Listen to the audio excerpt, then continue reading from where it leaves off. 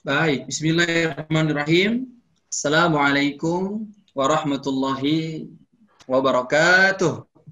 Waalaikumsalam warahmatullahi wabarakatuh. Alhamdulillah, alhamdulillahilladzi arsala rasulahu bil huda wa dinil haqq liyudhhirahu 'ala ad-dini kulli wa kafa billahi syahida. Asyhadu an la ilaha illallah wahdahu la syarikalah wa asyhadu anna sayyidana Muhammadan abduhu wa rasuluhu la nabiyya wa la rasula ba'da. Allahumma salli wa sallim wa barik ala sayyidina Muhammadin sallallahu alaihi wasallam wa ala alihi wa sahbihi ajma'in. Qala Allah Ta'ala fil Qur'anil Karim, A'udzu billahi minasy syaithanir rajim. Bismillahirrahmanirrahim. Ya ayyuhalladzina amanu taqullaha wal tanzur nafsum ma qaddamat lighad wattaqullaha innallaha khabirum bima ta'malun. Qala Nabi Muhammad sallallahu alaihi wasallam, khairukum man ta'allama al-Qur'ana wa 'allamahu. Sadaqallahul azim wa sadaqan nabiyyu habibul karim wa nahnu 'ala dzalika minasyahidin wa syakirin walhamdulillahi rabbil alamin. Alhamdulillah, syukurillah, ala nikmatillah, ala barakatillah. Apa kabar semuanya ayah bunda yang berbahagia dimanapun berada? Semoga sehat walafiat selalu. Amin ya rabbal alamin. Jumpa lagi kita pada kajian bulanan bersama Al-Gibran Sekolah Al-Quran juga Ikatan Cendekiawan Muslim Indonesia. Dan tentunya pada siang hari yang berbahagia ini, izinkan saya Muhammad Hafiz Andrian untuk membawakan acara atau sebagai pembawa acara. Insya Allah kajian parenting Islami siang hari ini yang akan sama-sama kita pelajari, temanya adalah gaya mendidik ayah versus ibu, yang akan disampaikan langsung oleh ahlinya, seorang praktisi neuroparenting skill, yaitu guru kami, Dr. Aisyah Dahlan, Certified Hypnotherapy. Juga nanti akan dimoderatori oleh ayahanda kami, yaitu Bapak Andi Irman Patiroy. Beliau juga adalah seorang pimpinan Yayasan Gibran Sekolah Al-Quran, juga CEO dari PT J Indonesia Sukses Mulia. Wah, Masya Allah, teman-teman semua, ya Bunda, hari ini tentunya akan menjadi siang yang spesial untuk kita semua. Maka dari itu, siapkan hati kita, siapkan penglihatan kita, pendengaran kita. Mudah-mudahan ilmu yang disampaikan pada siang hari ini menjadi ilmu yang bermanfaat. Amin ya Allah, ya Rabbal Alamin. Baiklah, ayah dan bunda yang berbahagia, kajian ini, kajian bersama Al-Gibran Sekolah Al-Quran ini, selain kita ada via aplikasi Zoom, juga kita live di YouTube channelnya Al-Gibran, yaitu di algibran.id. So, jangan lupa, ayah bunda yang berbahagia, langsung search di YouTube, algibran.id. Nah, sudah ketemu, lalu di situ like, comment, and subscribe. Dan tentunya nyalakan bunyi loncengnya, ya, supaya terus dapat notifikasi terupdate dari Al-Gibran Sekolah Al-Quran. Dan tentunya yang bunda yang berbahagia, acara ini didukung penuh oleh PT J Indonesia Sukses Mulia dan juga Mandiri Syariah Priority. Dan ayahanda bunda yang berbahagia, jika ingin berinfak atau ingin memberikan sedekah terbaiknya, bisa nanti langsung scan kode QR yang ada di layar ayah bunda sekalian, ya. Nanti akan ditampilkan kode QR yang bisa langsung ayah bunda scan, dan itu akan langsung tertransfer, ya ayah bunda, untuk perjuangan dakwah kami, tentunya untuk bergerak di dunia pendidikan Al-Quran dan juga untuk dakwah Al-Quran. Baik, yang berbahagia, langsung saja saya akan bacakan dulu nih narasumber kita yang keren dan hebat nih. Tentunya ini bukan pertemuan pertama saya nih sepertinya, karena Dr. Aisyah Dahlan sudah melalang buana, ya, baik luar negeri, luar angkasa, belum luar angkasa bunda, ya, mungkin luar negeri, dalam negeri, dan semuanya sudah kenal dengan seorang Bunda Aisyah Dahlan ini. Ya, saya akan bacakan sedikit kurikulum vitae-nya. Beliau adalah seorang Dr. Aisyah Dahlan CHT atau Certified Hypnotherapy.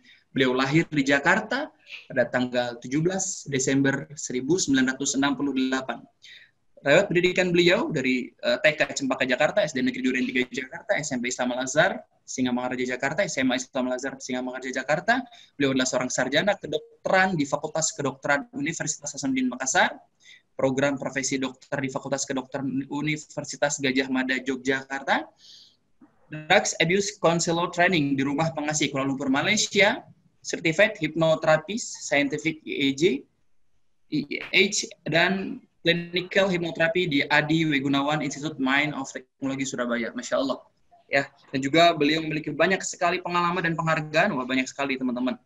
Dari antaranya saya baca singkat saja ya. Saat ini beliau masih aktif sebagai Ketua Yayasan Sahabat Rekan Sebaya, juga sebagai Family Counselor di beberapa LSM penanggulangan narkoba. Masya Allah. Ini dari tahun 98, Masya Allah, sampai hari ini, 2020. Dan juga beliau sehari ini masih aktif sebagai Ketua Asosiasi Rehabilitasi Narkoba Indonesia atau AIRI. Dan juga beliau sampai hari ini masih aktif sebagai penasehat unit narkoba di Rumah Sakit Bayangkara Lemdikbud Jakarta. Dan banyak sekali pengalaman-pengalaman beliau yang tercatat, ya, Masya Allah. Dan juga beliau memiliki banyak sekali penghargaan, ayah bunda yang berbahagia.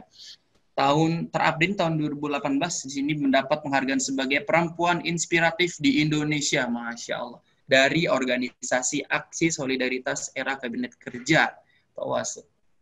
Dan banyak sekali dapat penghargaan, IndiHome Inspiring Woman Award, juga beliau sebagai Ken Award Tupperware sebagai salah satu wanita inspiratif di Indonesia, Sang Teladan, penghargaan kesehatan di Tempo Media, dan sebagainya. Masya Allah, Bunda Aisyah Dahlan, sangat ngefans sekali nih saya dengan beliau nih. Masya Allah, semoga sehat walafiat selalu Bunda ya, dan ilmunya bermanfaat selalu. Amin ya Allah ya Rabbal Alamin. Ayah dan Bunda yang berbahagia, sebelum kita lanjut kepada kajian kita, tentunya pada siang hari ini, mendidik versus ayah, mendidik ayah versus ibu. Wah, keren ya. Biar lebih berkah acara hari ini, mari sama-sama kita buka dulu dengan baca suratul Fatihah. Al-Hadiniyah, Al-Fatihah. A'udzubillahi minasyaitonir rajim. Bismillah.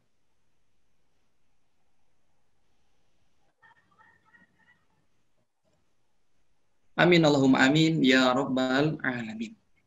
Selanjutnya, marilah sama-sama ayah dan bunda berbahagia kita dengarkan lantunan ayat suci Al-Quran yang pada kesempatan yang berbahagia ini akan dibacakan salah satu santri dewasa Al-Quran Sekolah Al-Quran, ya, namanya Bunda Afi. Insyaallah Bunda Afi akan bacakan ayat suci Al-Quran kepada kita semua pada siang hari ini. Silakan Bunda Afi, kepadanya dipersilahkan. Terima kasih. Assalamualaikum warahmatullahi wabarakatuh. Waalaikumsalam warahmatullahi. A'udzu billahi minasyaitonir rajim. Bismillahirrahmanirrahim. Walaqad atayna Luqmanal hikmata an ishkur lillah. Wa man yashkur fa innama yashkuru li nafsihi wa man kafara fa innallaha ghaniyyun hamid. Wa idh qala Luqmanu libnihi wa huwa ya'idhuhu ya bunayya la tusyrik billah inna syirka la zulmun azim. Wa wassayna al-insana biwalidayhi hamalat ummuhu wahnan ala wahnin wa fisaluhu fi 'amaini an ishkur li wa liwalidayk ilayyal masir. Wa in jahadaka 'ala an tusyrika bima laysa laka bihi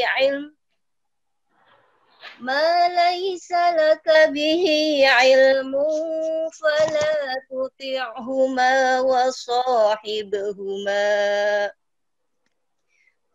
sahibhuma fid dunya ma'rufa.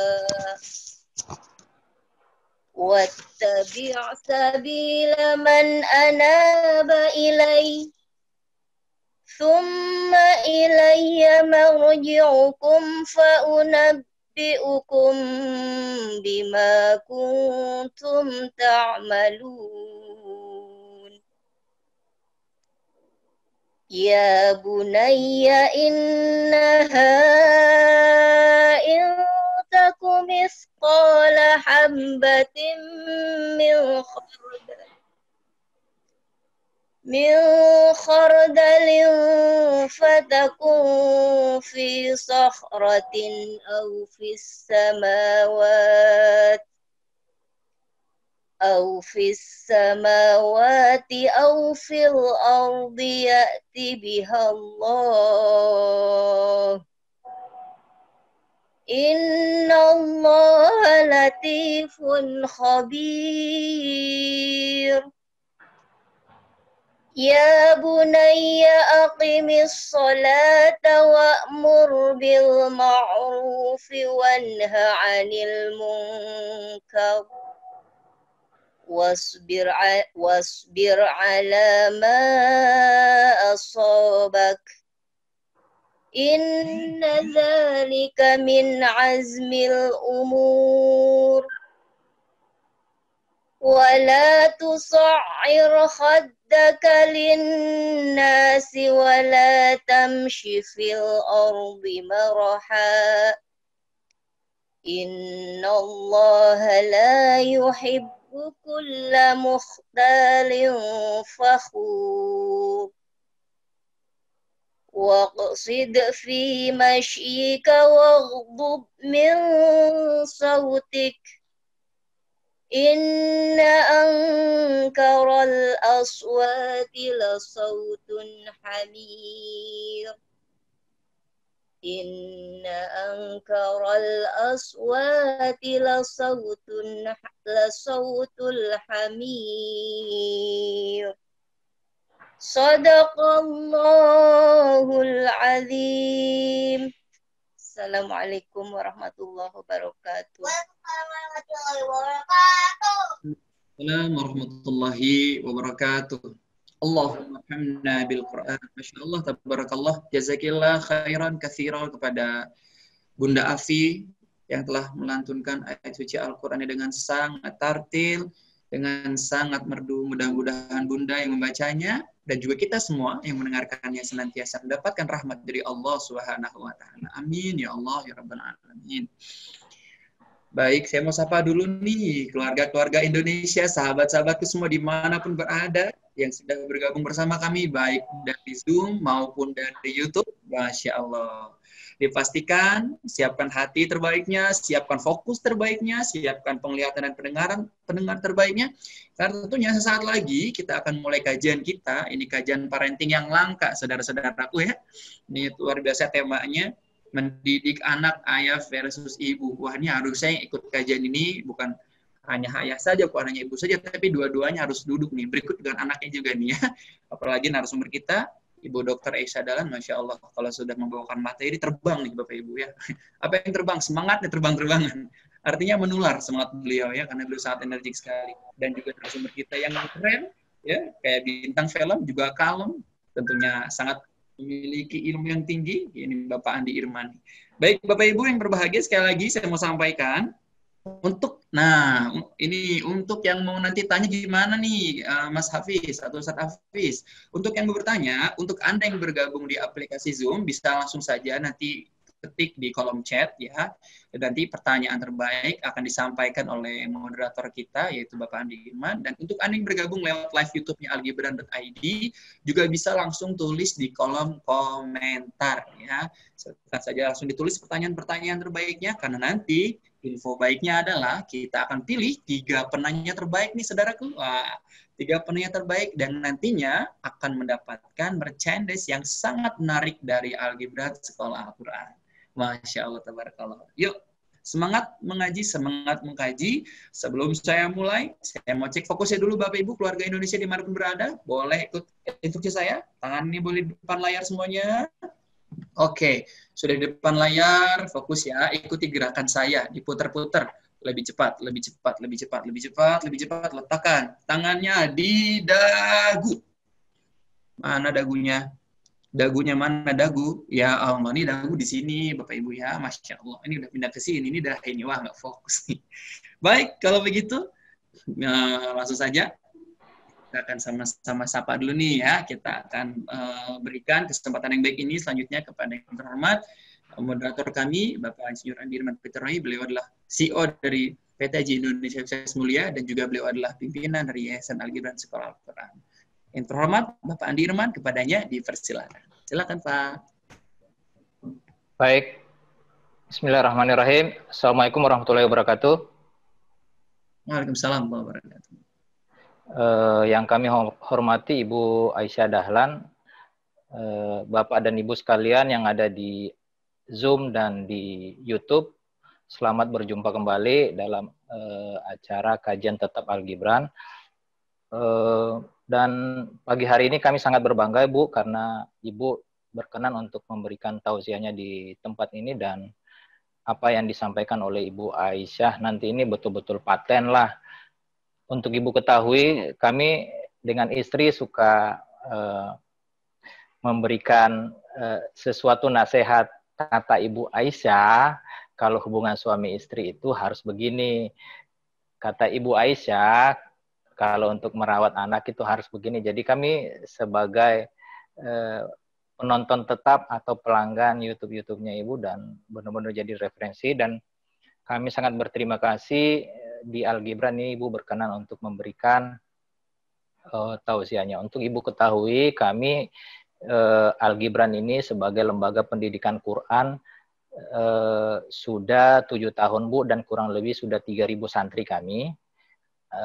Ada juga rumah tahfiz kami, dan mohon doanya semua Bapak dan Ibu sekalian, mudah-mudahan kami tetap konsisten untuk menjalani program ini. Tak berpanjang lebar, saya kira karena waktu Ibu Aisyah ini sangat berharga, kami persilahkan langsung Ibu untuk memberikan tausiahnya. Dan sekali lagi kami minta kepada Bapak dan Ibu sekalian yang ada di YouTube, jika ingin mengajukan pertanyaan, silakan tulis di kolom komen, dan yang ada di aplikasi Zoom, silakan tulis pada chat. Saya akan mempersilahkan 3 orang pertama untuk bertanya. Kami persilahkan kepada Ibu Aisyah Dahlan. Baik, Pak Andi Irman. Terima kasih. Alhamdulillah. Pak Andi Irman ini pasti orang Makassar, dia orang Bugis, Di? Iya, saya dengar di Unhas. Iya. Iya, ayah saya orang Sidrap. Alhamdulillah. Andi Irman Patiroy, Masya Allah. Saya baru tahu Bu malah kalau begitu. Allahu Akbar ya. Salam hormat buat Ibu ya. Terima kasih selalu menonton, dan terima kasih juga menyampaikan pada yang lain. Alhamdulillah nama saya selalu diingat. Terima kasih Pak Andi Irman, Masya Allah. Ya baik. Bismillahirrahmanirrahim. Assalamualaikum warahmatullahi wabarakatuh. Waalaikumsalam. Alhamdulillahirrabbilalamin. Wassalatu wassalamu ala asyrafil anbiya wa mursalin wa ala alihi wa sahbihi ajmain, amma ba'du. Bapak Ibu yang hadir hari ini, ayah bunda dan saudara-saudara semuanya, terima kasih. Ini saya diundang oleh Yayasan Al-Gibran Generasi Qurani, Masya Allah, Pak Andi Irman Patiro yang saya hormati, dan kemudian Ibu Catur Wahyuningsi yang kami hormati. Dan terima kasih ini, dan hari ini juga ternyata live YouTube di Al-Gibran YouTube ya. Ya. Ustadz Hafiz betul ya? Betul Bu. Dari Ustadz Hafiz Andrian, Masya Allah ya. Terima kasih juga Pak Qodri Sulhimma yang telah menghubungi kami. Dan ini panitia mengamanahkan kami untuk membahas tentang gaya mendidik ayah versus ibu. Masya Allah ya. Baik, Pak Andi Irman, saya mohon izin share screen-nya supaya lebih mudah untuk menjelaskannya. Karena ini ada kaitannya dengan otak manusia juga nantinya ya. Ya baik Bu. Ya baik ya, saya izin, saya share screen dulu. Ya, apakah sudah terlihat? Saya tarik dulu ya.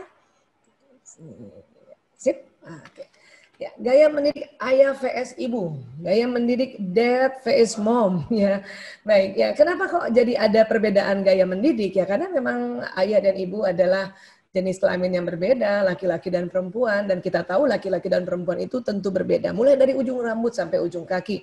Bahkan dalam Al-Quran di surat Ali Imran ayat 36 juga sudah Allah berfirman seperti ini.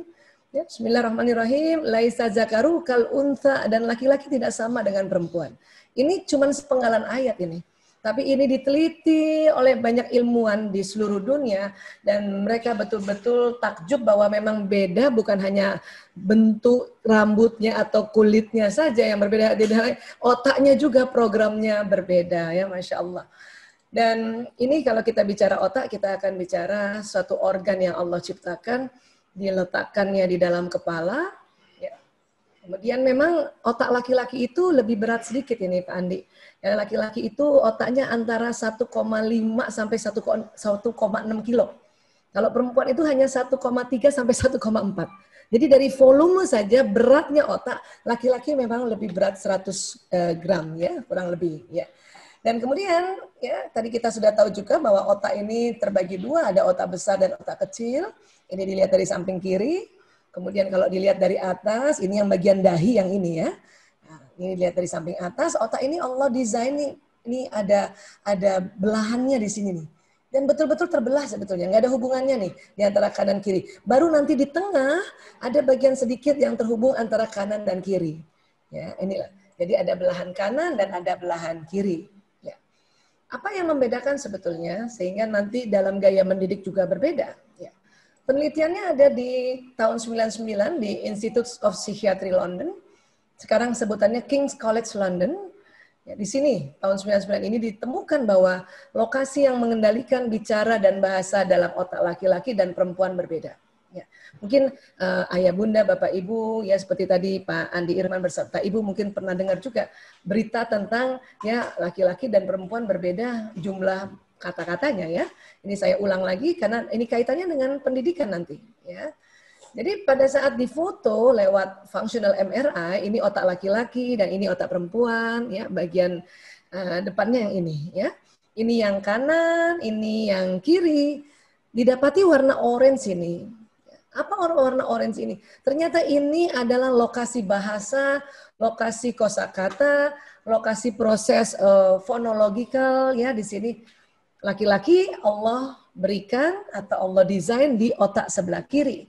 Perempuan ternyata kiri dan kanan. Ya, ini perempuan. Ya. Artinya kan lebih banyak berarti tempat lokasi bahasanya perempuan ya. Ini yang membuat perempuan lebih pandai bicara dan bisa bekerja sambil terus bicara. Ini karena memang sunatullahnya seperti ini. Laki-laki karena cuma di sebelah kiri, maka laki-laki dalam sehari mengatakan 2.000 sampai 4.000 kata, 1.000 sampai 2.000 bunyi vokal, 2.000 sampai 3.000 gerakan tubuhnya. Dan kalau dijumlahkan rata-rata 7.000. Ya. Tapi ada juga suami atau laki-laki yang lebih pendiam ya, itu yang 5.000. Jadi bunda yang punya suami pendiam itu mungkin cuma 5.000, kata-katanya 2.000, bunyi vokalnya 1.000, kan gerakan tubuhnya 2.000. Ada juga yang aktif bicara, itu yang 9.000 nih, ini yang maksimal di sini ya. Dan tapi memang rata-rata mungkin hampir 60-70%, 7.000 kata-kata. Terdiri dari kata, bunyi vokal, dan gerakan tubuhnya nih sebetulnya, komunikasinya. Ya. Bagaimana perempuan? Perempuan kata-katanya saja 6.000 sampai 8.000. Bunyi vokalnya 2.000 sampai 3.000. Gerakan tubuhnya banyak sekali, 8.000 sampai 10.000. Makanya perempuan itu komunikasinya 20.000. Ini hampir 3 kalinya laki-laki. Dan biasanya juga kalau suaminya, istrinya senang bicara ya atau banyak bicara, suaminya yang sedikit bicara itu. Dan perempuan yang lebih banyak, paling banyak bicara itu yang 24.000. Jadi kebayang nggak kalau istrinya 24.000, suaminya yang 5.000 gitu kan? Nah, ini penelitian mengatakan bahwa perempuan kalau dalam satu hari komunikasinya kurang dari 16.000, tidur malamnya tidak nyenyak. Artinya apa? Ya, makanya jadi gelisah nih Pak Andi. Makanya 20.000 ini harus disalurkan dengan hal-hal yang baik. Ya. Dengan kondisi kayak pandemi sekarang, ibu-ibu itu kerjaannya ditambah untuk mendampingi anak belajar, sesungguhnya itu masih cukup 20.000 ini. Ya, ini ada riset-risetnya mengatakan begitu ya. Karena apa? Karena zaman dulu saja anak-anak kan ibu-ibu tuh kan anaknya banyak ya. Bisa 5, 7 zaman dulu ya, 10 barangkali ya. Kalau Pak Andi Irman berapa bersaudara? Saya 4, Bu. 4 ya. Kalau nenek lagi, nenek 9, Bu. Iya, level kita tuh masih ya 4-5 udah banyak ya. Tapi di atas itu minimal 7 itu. Ya, 7, 10. Nah, kemudian 12, kerja Bu. sendiri. Iya, kita 12. Masya Allah. Kemudian kita waktu itu ibu-ibu tuh kerja sendiri, belum ada mesin cuci. Ya, tidak ada yang bantu. Jadi khodimatnya nggak ada. 20.000 aja cukup. Anaknya 7, 10, 12 tadi. Ada yang 15. Ya. Sekarang kan nggak terlalu banyak anak kan. Kemudian kerjaan sudah dibantu juga dengan mesin cuci. Kemudian mungkin ada yang bantu kita, khodimat kita, maka 20.000 ini cukup sesungguhnya. Dan nanti perbedaan gaya mendampingi anak belajar, ya tentu ibu-ibu lebih cenderung lebih banyak bicara secara verbal pada anak-anaknya, ya kan? Kenapa? Karena itu saja verbalnya aja 6.000 sampai 8.000, kemudian kata-katanya 2.000 sampai 3.000, ya. Bahasa tubuhnya 8.000 sampai 10.000. Jadi ibu-ibu tuh kalau jelasin sama anak, sudah lah ngomongnya banyak, tapi gerak-gerakannya juga pasti banyak. Jadi begini, nanti begini. Nah, ibu-ibu begini, ya. Jadi cenderung lebih banyak bicara. Saya katakan cenderung karena tidak semuanya. Ada sekitar 8% sampai 10 sampai 12% ibu-ibu yang juga tidak banyak bicara, yang pendiam. Tapi yang pendiam juga 16.000 kata sebetulnya. Ya, ini. Ya. Ayah bagaimana? Ayah karena 7.000, maka ayah cenderung lebih sedikit bicara, berkata singkat dan langsung pada intinya. Jadi kalau bapak-bapak ngajarin anaknya tuh ngomongnya sedikit, ya. Ini cuman verbalnya 2.000 sampai 4.000. Terus bunyi vokalnya 1.000 sampai 2.000 sehari itu 24 jam itu. Jadi kalau bapaknya ngajarin mungkin anaknya tanya, "Ayah, jadi begini ya?" Kan gitu ya. Itu karena memang bunyi vokalnya sedikit. Gerakan bahasa tubuhnya juga sedikit, 2.000 sampai 3.000. Jadi bapak-bapak kadang pada saat diajarkan anaknya itu tadi, ya singkat dan langsung pada intinya. Kalau ibu karena banyak, ibu karena bisa 20.000, maka ibu bisa menjelaskannya itu detail dari A sampai Z, tentu dengan gaya tubuhnya juga, gerakan tubuhnya. Ini yang nanti yang membedakan. Tetapi kita perlu tahu supaya biasanya ibu atau istri suka jengkel kalau lihat bapaknya dampingi anaknya belajar, ya, dan bapaknya cuma jawab, gitu. Saya sempat begitu dulu. Kan saya anaknya 5 nih, Pak Andi. Ada splitterannya. Ya, baik, saya ulang. Dulu saya belum tahu ilmu ini. Padahal saya sudah dokter. Saya suami istri dokter. Ya, saya belajar juga tentang otak. Tetapi ini penelitiannya di King College London itu tahun 99. Hasil penelitian masuk di Indonesia 2006. Saya menikah 9 Februari 92. Jadi 92. Waktu itu anak lahir 93 sudah punya anak pertama, 97 sudah anak kedua, tahun 99 sudah anak ketiga, 2002 sudah anak keempat, 2005 sudah anak kelima. Ilmunya baru 2006. Ya, saya suka lihat kalau ayahnya ajari anaknya itu tadi ngomongnya terus langsung ayah cepetan, udah ini intinya apa? Gitu ayah gitu. Terus kita suka karena nggak tahu ilmu ini, suka membandingkan diri kita sebagai ibu. Kalau saya yang ajar itu pasti anak jelas, itu pasti dia ngerti. Ya, akhirnya kesel lagi seorang ibu melihat ayah mengajari anaknya yang terlalu singkat dan terlalu langsung pada intinya. Setelah 2006 saya tahu ilmu ini, ya Allah, saya minta maaf sama suami. Ya, ayah maaf ya. Kenapa? Waktu itu saya suka berburuk sangka sama kamu. Kenapa kok kayaknya kamu cuek amat sih sama anak? Kayaknya mengajar sama anak itu kayaknya nggak pakai hati, saya bilang gitu ya. Ternyata memang kamu ngomongnya sedikit gitu. Dan suami saya langsung seneng banget kalau di istrinya ngerti ya. Jadi dia gitu. Akhirnya apa? Kita nggak capek sebagai istri dan sebagai ibu melihat perangai bapaknya ngajarin anaknya dengan memang sedikit bicaranya. Ya. Itulah makanya ibu adalah sekolah pertama bagi anak-anaknya. Jadi katakan begini, apabila engkau telah persiapkan mereka dengan baik, maka sesungguhnya engkau telah mempersiapkan sebuah generasi yang baik dan kuat. Ya. Jadi itu tadi potensinya 20.000 kata. Memang kita adalah ya pendidik pertama dan utama. Dan pada saat pandemi ini semua kembali lagi pada ibu. Ya, tentu ibu yang anaknya masih kecil-kecil ya ini harus sadar bahwa memang insya Allah kita sanggup, kita bisa. Ya. Dan sekarang ini otak dilihat dari sebelah kiri tadi ya. Terus saya mau belah, terdapat ini. Ada di tengah otak ini yang melengkung ini, namanya corpus callosum. Ini yang menghubungkan otak kiri dan kanan. Ya. Ini Bapak Ibu, saya mohon maaf karena kesepakatan internasional kalau bicara tubuh manusia kita pakai bahasa Latin. Jadi saya perkenalkan ini namanya corpus callosum. Ya. Mungkin tidak usah dihafal, tapi kita tahu saja, oh otak di dalam ini, tengahnya ini, ya, ini ada namanya corpus callosum. Ini bagian dahi di sini. Apa yang membedakan antara pria dan wanita? Ya, ternyata corpus callosum wanita lebih tebal. Nah, kita lihat posisi corpus callosum di otak. Dia persis di tengah. Dia menghubungkan otak kiri dan kanan dan melengkung seperti ini. Ini corpus callosum. Ya. Dan corpus callosum perempuan lebih tebal dibanding pria atau laki-laki. Ini penelitiannya oleh Dr. Roger Grosky, seorang ahli neurologi dari UCLA, University California Los Angeles. Beliau melihat ini, loh, corpus callosum perempuan kok setelah dia riset, dia penelitian, loh, kok lebih tebal. Dan dikatakan lebih tebal 30%. Karena lebih tebal, maka otak kiri kanan kan tersambung lebih banyak. Itulah makanya perempuan mampu mengerjakan berbagai pekerjaan yang tidak saling berhubungan dalam satu waktu. Jadi ibu-ibu ini bisa begini nih. Itu juga makanya ibu-ibu bisa sambil suapin anaknya, sambil masih jawab telepon atau masih kerja, ya, atau kayak gini nih, sambil kerja juga masih juga bisa. Ya seperti inilah perempuan, ya. Sambil meeting Zoom. Yes, betul banget. Dan itu kita sanggup ternyata, ya.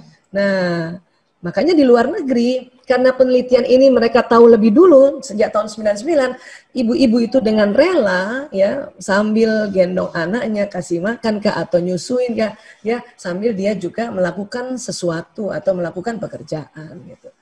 Bahkan kadang-kadang ibu sambil bantuin anaknya belajar, dan ibunya masih juga working from home, itu bisa, karena perempuan multitasking. Ya.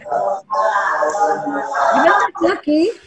Laki-laki ini corpus callosum ini di tengah ini itu memang lebih tipis. Kata para ahli, otak laki-laki dibuat untuk pekerjaan khusus. Pada saat laki-laki fokus pada pekerjaan di depannya, setelah 10 menit ke atas, otaknya konsentrasi dan pendengarannya menurun. Ini laki-laki. Karena corpus callosumnya lebih tipis. Sehingga laki-laki hanya dapat mengerjakan satu pekerjaan dalam satu waktu. Terutama setelah 10 menit ke atas. Itulah ketika pria membaca koran, membaca buku, pegang gadget, nonton televisi, pria tidak mendengar apa yang dikatakan wanita. Ini makanya ibu-ibu nih Pak Andi, kalau panggil suami. Betul ini Bu, betul. Betul ya? Betul. Ibu-ibu nggak bisa panggil satu kali nih, pasti 3-4 kali baru Bapak noleh kan? Iya Bu. Karena sebetulnya laki-laki bukan tidak peduli, bukan. Memang tidak dengar karena sedang konsentrasi, pendengaran itu menurun. Sementara ibu-ibu ya karena belum belajar, sama saya dulu belum belajar seperti ini, itu suka jengkel gara-gara ini. Ya. Ceritanya mau panggil suami mukanya cantik gitu ya, tapi panggilan pertama dan kedua aja gitu. Mas, masih cantik kan? Karena dia nggak noleh, mulai naik setengah oktav. Mas, tapi masih cantik. Si suami nggak noleh, mulai muka kita mas. Mungkin mungkin panggilan keempat suami menoleh, lihat muka istrinya marah. Makanya bapak-bapak suka heran, kenapa istri-istri kalau manggil marah? Kenapa istri-istri kalau manggil melotot gitu ya? Atau anak laki-laki. Anak laki-laki dipanggil ibunya, 1 kali nggak dengar, 2 kali, 3 kali, baru dia noleh. Kadang ibu nggak paham bahwa memang laki-laki itu sedang konsentrasi, habis itu marah. Ya. Inilah kalau kita sudah tahu, artinya begini. Kalau bapak dipanggil atau anak laki dipanggil dia belum noleh, ya tidak usah marah seorang ibu. Karena nanti buang energi, capek.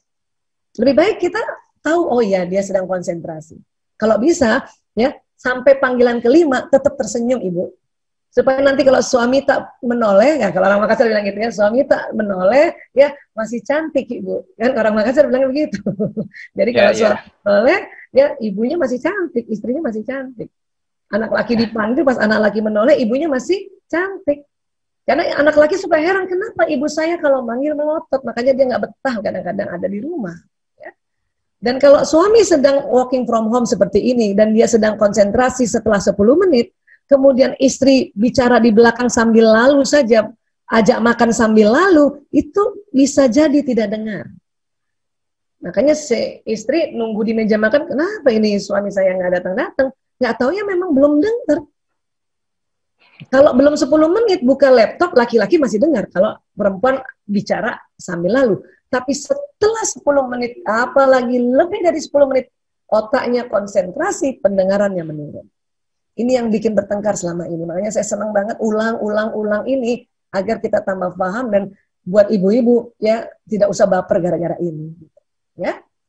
Nah, kemudian perempuan, mata perempuan ini memiliki jangkauan penglihatan yang lebar. Jadi perempuan kalau lihat ke depan, ini kanan kirinya masih dia lihat, ini 180 derajat. Ya. Laki-laki bagaimana? Laki-laki memiliki penglihatan seperti terowongan. Laki-laki itu lurus matanya itu. Cuman memang dia lurus ke depan tuh panjang.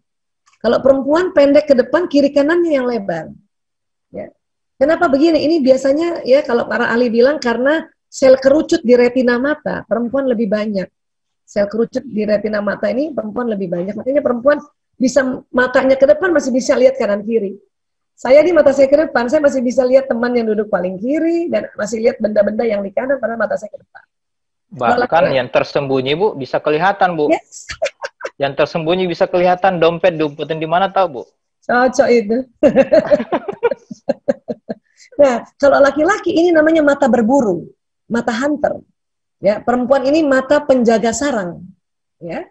Jadi memang Allah yang desain ini untuk berbagi tugas. Perempuan jaga rumah karena kita kan dari tempat kita duduk sampai dinding rumah kan nggak jauh ya.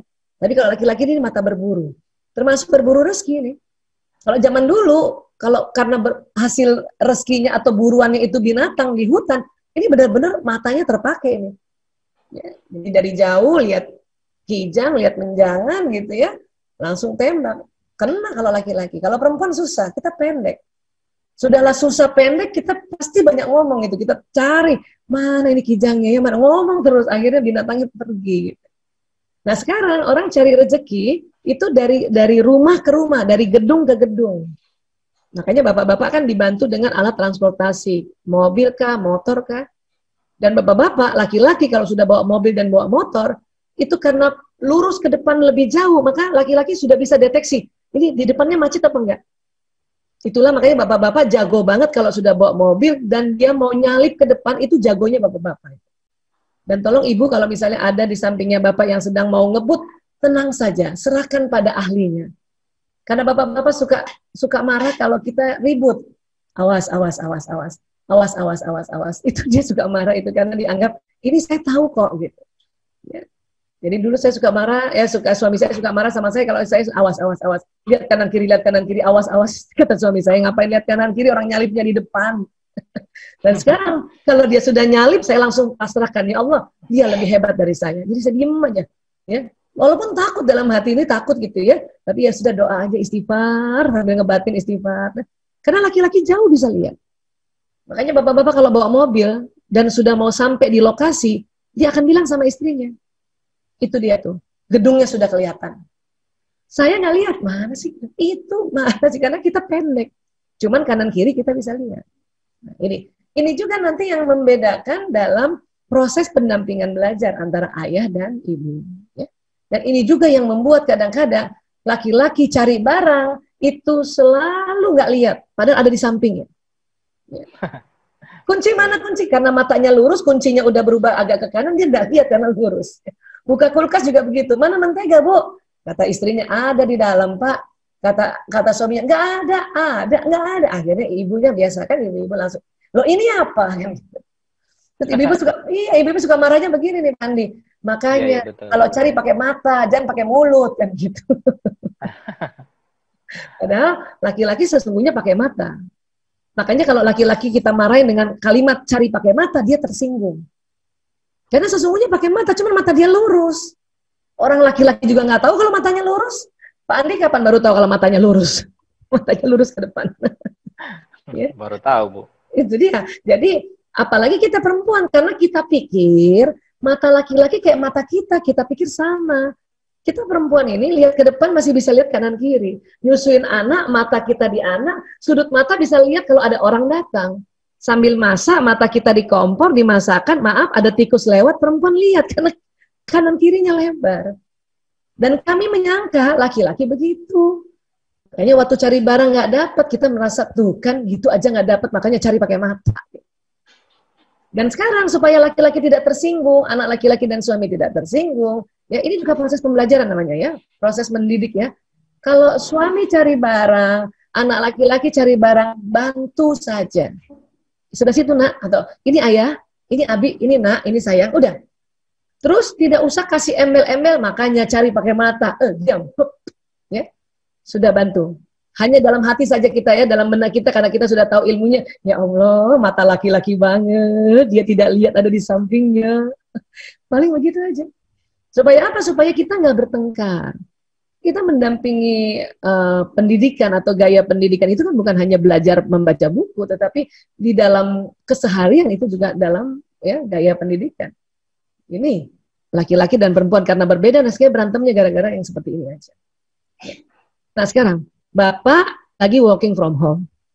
Ibu minta temenin bapak ngajarin anaknya. Bagaimana nih gayanya? Selama bapak ini belum fokus di laptopnya atau dia belum working, dia masih bisa dampingi anaknya, ajarin, walaupun tadi dia ngomongnya sedikit-sedikit ya, ngomongnya cuman to the point, ya, masih bisa. Tapi kalau si ayah ini sudah fokus di laptopnya ini, dan setelah 10 menit, otaknya konsentrasi pendengaran menurun, makanya dia fokus ke sini. Terkadang anaknya panggil, ayah, ayah, ayah, baru yang keempat kali, apa-apa gitu. Itu bukan berarti sang ayah tidak memperhatikan anaknya. Karena kadang-kadang si istri lihat dari jauh, memperhatikan suaminya. Tuh kan dia nggak perhatikan anaknya kan, dipanggil sampai 4 kali baru nengok. Itu tolong berhenti prasangka seperti itu terhadap laki-laki. Saya dulu begitu, tapi itu bahaya. Bikin berat kita, makanya kita makin uring-uringan. Ya, kita merasa ini bapak ini, si suami ini, ayahnya ini nggak pernah mau dampingi anak dengan baik. Ternyata bukan begitu. Memang otak laki-laki itu didesain oleh Allah untuk mencari nafkah. Makanya dengan gaya mencari nafkah atau berburu nafkah sekarang dan pandemi harus di rumah menggunakan gadget, maka laki-laki ya kalau sudah lihat di laptop setelah 10 menit, otaknya konsentrasi, pendengarannya menurun, dan bahkan lihat matanya lurus. Mungkin kalau ini anaknya jatuh atau pulpennya jatuh, dia nggak lihat itu, nggak lihat dan nggak dengar. Bukan berarti tidak memperhatikan. Inilah gaya laki-laki. Kenapa? Otaknya Allah desain seperti itu. Setelah saya tahu dulu, saya nggak pernah lagi buang waktu, buang energi sambil ya berprasangka bahwa ayahnya nggak perhatiin anak, nggak lagi. Stop untuk itu. Kenapa? Supaya kita tenang dan suami juga tenang dan dia pun juga senang sama anaknya. Ya. Nah, kalau bapak-bapak bantu dampingin anak begini pasti bisa. Karena ini sebenarnya satu perhatian ini. Karena anak juga udah, ini kan anak yang udah besar kan, nggak perlu lagi digendong, nggak perlu. Dia fokus di sini. Tapi kalau pas anaknya tanya, kalau bapaknya udah fokus di sini, 4 kali lagi dipanggil, baru dia pindah fokusnya ke sini. Ya. Nah ini laki-laki bisa kalau masih kayak gitu ya. Sekarang, perempuan berbicara dengan kontak mata. Jadi kalau kita mau bimbing anak perempuan, ya, mendidik anak perempuan, itu perempuan paling suka kalau dilihat wajahnya dan dilihat matanya. Jadi kalau bunda mau ajarin anak perempuan dan anak perempuan itu sedang ngobrol, sedang bicara sama kita, please lihat mukanya, lihat matanya, simpan kita punya gadget. Ayah juga begitu. Ayah, kalau ayah misalnya dampingi anak perempuan belajar, terus anak perempuan kita cerita atau ngomong, please lihat wajahnya. Mungkin laki-laki tidak suka kontak mata, tapi lihat wajahnya itu perempuan, dan anak perempuan itu pasti tambah sayang sama ayah ibunya. Itu kunci untuk anak, kalau punya anak perempuan. Ya. Tapi kalau kita punya anak laki-laki, laki-laki kurang menyukai kontak mata. Makanya anak laki kadang-kadang sulit menatap ibunya, menatap ayahnya. Ayahnya juga begitu sebetulnya, cuma karena belum belajar, ayah menganggap, anak laki-laki ini membangkang. Padahal kalau nanti anak laki-laki ini tatap ayahnya juga nggak mau tatap dia, karena kurang suka kontak mata. Itulah makanya banyak ibu-ibu suka paksa anak laki-lakinya kalau ibunya mau ngasih tahu, lihat bunda, lihat bunda, lihat bunda. Pada saat anak laki-lakinya lihat bundanya, lihat mata bundanya, dan anak laki-laki lihat mata dan mata ketemu mata, itu anak laki-laki akan melihat ke tempat lain itu. Lihat ke tembok, lihat ke televisi, atau lihat ke gadget. Kalau ibu nggak tahu, menganggap anak laki-laki ini kurang ajar. Atau anak laki-laki ini membangkang. Itu lagi dimarahin anak laki-laki. Padahal anak laki-laki juga bingung, saya mau tatap mata ibuku, coba kok saya nggak kuat, dia juga bingung. Kenapa begini? Kenapa begini? Karena ada perbedaan anatomi mata. Ya. Nah tapi kalau sulit dia lihat anaknya, karena anaknya nggak lihat dia. Gitu. Jadi ini paling bagus kalau punya anak perempuan gitu, anak perempuan ngomong, anak perempuan nggak lihat bapaknya liatin terus, itu anak perempuan seneng banget ya. Ya, kembali. Kenapa laki-laki kurang menyukai kontak mata dan perempuan suka menyukai kontak mata? Ya, karena sklera matanya sebenarnya. Oh, sorry. Sklera matanya. Jadi putih-putih matanya pada perempuan itu lebih lebar. Sklera tuh yang putih-putih ya. Saya ada gambarnya, nanti saya kasih lihat ya. Sklera mata itu, yang putih-putih di mata itu, perempuan lebih lebar dibanding laki-laki. Sehingga apa? Sehingga perempuan ya dengan sklera mata yang lebih lebar, dia sanggup memainkan matanya itu untuk dia lihat tatap mata orang, lihat wajah orang, itu perempuan. Ya. Jadi kita harus tahu itu. Dan laki-laki sklera matanya yang putih-putih matanya dia lebih sempit. Lebih sempit. Ya, saya akan kasih lihat gambarnya sebentar. Makanya kalau anak-anak kita, istri-istri ya, misalnya dia mau tengok suaminya gitu ya, itu atau liatin mata suaminya langsung nggak mau lihat gitu. Ini dia nih. Nah ini sklera mata nih putih-putih nih. Ini. Perempuan lebih lebar, laki-laki lebih sempit. Saya pertama kali dikasih tahu ilmu ini tahun 2006, saya baru perhatiin mata suami. Oh iya, lebih sempit putihnya. Pantesan dia nggak bisa tatap mata. Kalau dia bicara, saya tatap matanya, dia pergi lihat televisi itu. Dia paling wajahnya ke TV. Itu kalau ibu-ibu nggak tahu tersinggung Pak Andi. Tersinggung. Iya, betul. Langsung berasa, kadong. Dia nggak mau lihat ya. Ya. Karena bagian putih ini yang memungkinkan pergerakan mata dan mengarahkan pandangan yang sangat penting bagi manusia dalam berkomunikasi tatap wajah. Perempuan lebih lebar. Ya. Oke. Nah, sekarang kita lihat lagi. Tadi perempuan korpus kolosumnya yang lebih lebar. Sekarang bagaimana yang laki-laki yang ukurannya lebih lebar? Yang ini hipotalamus. Ini dahi di sini, ini hipotalamus. Laki-laki ada hipotalamusnya, perempuan ada hipotalamusnya. Ya, kita lihat nanti hipotalamus laki-laki sebentar. Ya, jadi hipotalamus laki-laki ini dia lebih lebar 2,5 kali dari perempuan. Ini yang membuat laki-laki hipotalamusnya itu karena lebih lebar, maka fungsinya berbeda. Kalau perempuan korpus kolosumnya. Ya. Karena korpus kolosum lebar pada perempuan bisa mengerjakan lebih dari satu pekerjaan. Ya. Dan kalau bapak-bapak disuruh gendong anak seperti ini, bantu setrika, dan juga masih ada harus telepon koleganya atau bosnya, ini susah sekali. Saat beralih dari tugas satu ke tugas berikutnya, otak pria tampak menggunakan energi lebih banyak daripada otak wanita. Jumlah sel yang diaktifkan juga lebih banyak pada otak pria daripada otak wanita. Artinya, laki-laki bisa nggak kayak gini? Bisa, tapi capek sekali. Kalau bapak-bapak sampai membantu kayak gini, membantu kerja di rumah kayak gini, ini susah. Karena laki-laki tadi kan fokus. Ya. Kalau perempuan, sudahlah potong-potong, masih juga gendong anak, bahkan ini anaknya menyusu ini. Ya, masih juga telepon koleganya, ini mukanya ceria aja karena korpus kolosumnya tebal. Laki-laki tipis dan hipotalamus laki-laki yang lebih lebar. Ya. Nah, ini tadi Pak Andi bilang, mungkin ibu-ibu lagi ada yang setrika sambil juga dengar kajian online, seminar online, itu bisa. Dan itu enaknya kajian online bisa sambil disambi ya. Bapak-bapak kalau kita titip anak seperti ini, sesekali bisa, cuman capek sekali, kesian. Kalau orang Makassar bilang kesian. Kodong, capeknya ini bapak-bapak kalau setiap hari dia harus jaga 3 anak begini. Ya, bapak-bapak otaknya tidak didesain seperti ini, lain. Ini otak ibu-ibu yang bisa seperti ini. Nah, tapi kalau bantu seperti ini bisa nggak bapak-bapak? Bisa, tapi karena ini satu pekerjaan kan, satu kerjaan. Jangan lagi sambil gendong anak, nggak bisa tuh. Atau dia kerja begini terus teleponnya nyala atau handphonenya bunyi dan dia ngomong lebih 10 menit, udah kacau balau sudah. Ya. Memang suami membantu pekerjaan istri di rumah kan sunnah. Ya, Aisyah radhiyallahu anha berkata, Rasulullah SAW biasa membantu pekerjaan keluarganya di rumah. Jika telah tiba waktu sholat, beliau berdiri dan segera menuju sholat.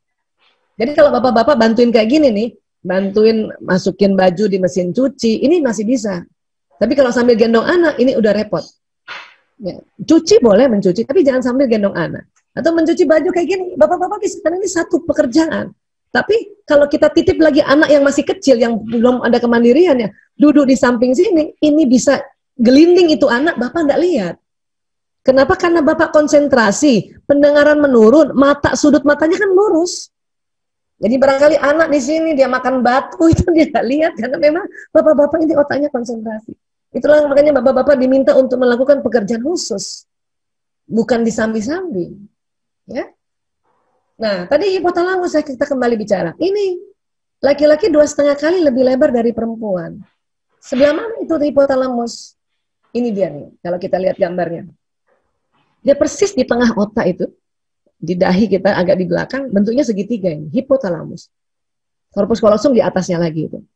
Laki-laki 2,5 kali lebih lebar. Kalau ini hipotalamusnya laki-laki, perempuan separuhnya itu, bahkan nggak sampai separuh. Ya, ini perbedaannya. Apa fungsi hipotalamus? Banyak. Namun yang untuk laki-laki perempuan, ya fungsi yang paling jelas perbedaannya adalah fungsi hipotalamus menjaga keamanan. Laki-laki lebih hebat jaga keamanan dibanding perempuan. Ar-rijalu qawwamuna 'alan nisa, itu karena laki-laki Allah kasih hipotalamus lebih lebar 2,5 kali dari perempuan. Makanya laki-laki lebih jaga keamanan. Itulah makanya bapak-bapak selain dia menjaga keamanan dirinya, dia jaga keamanan anaknya, dia jaga keamanan istrinya, jaga keamanan kesehatan, jaga keamanan ekonomi. Itulah makanya laki-laki ini pencari nafkah. Karena memang sudah didesain lebih besar, lebih lebar 2,5 kali. Ya. Oke.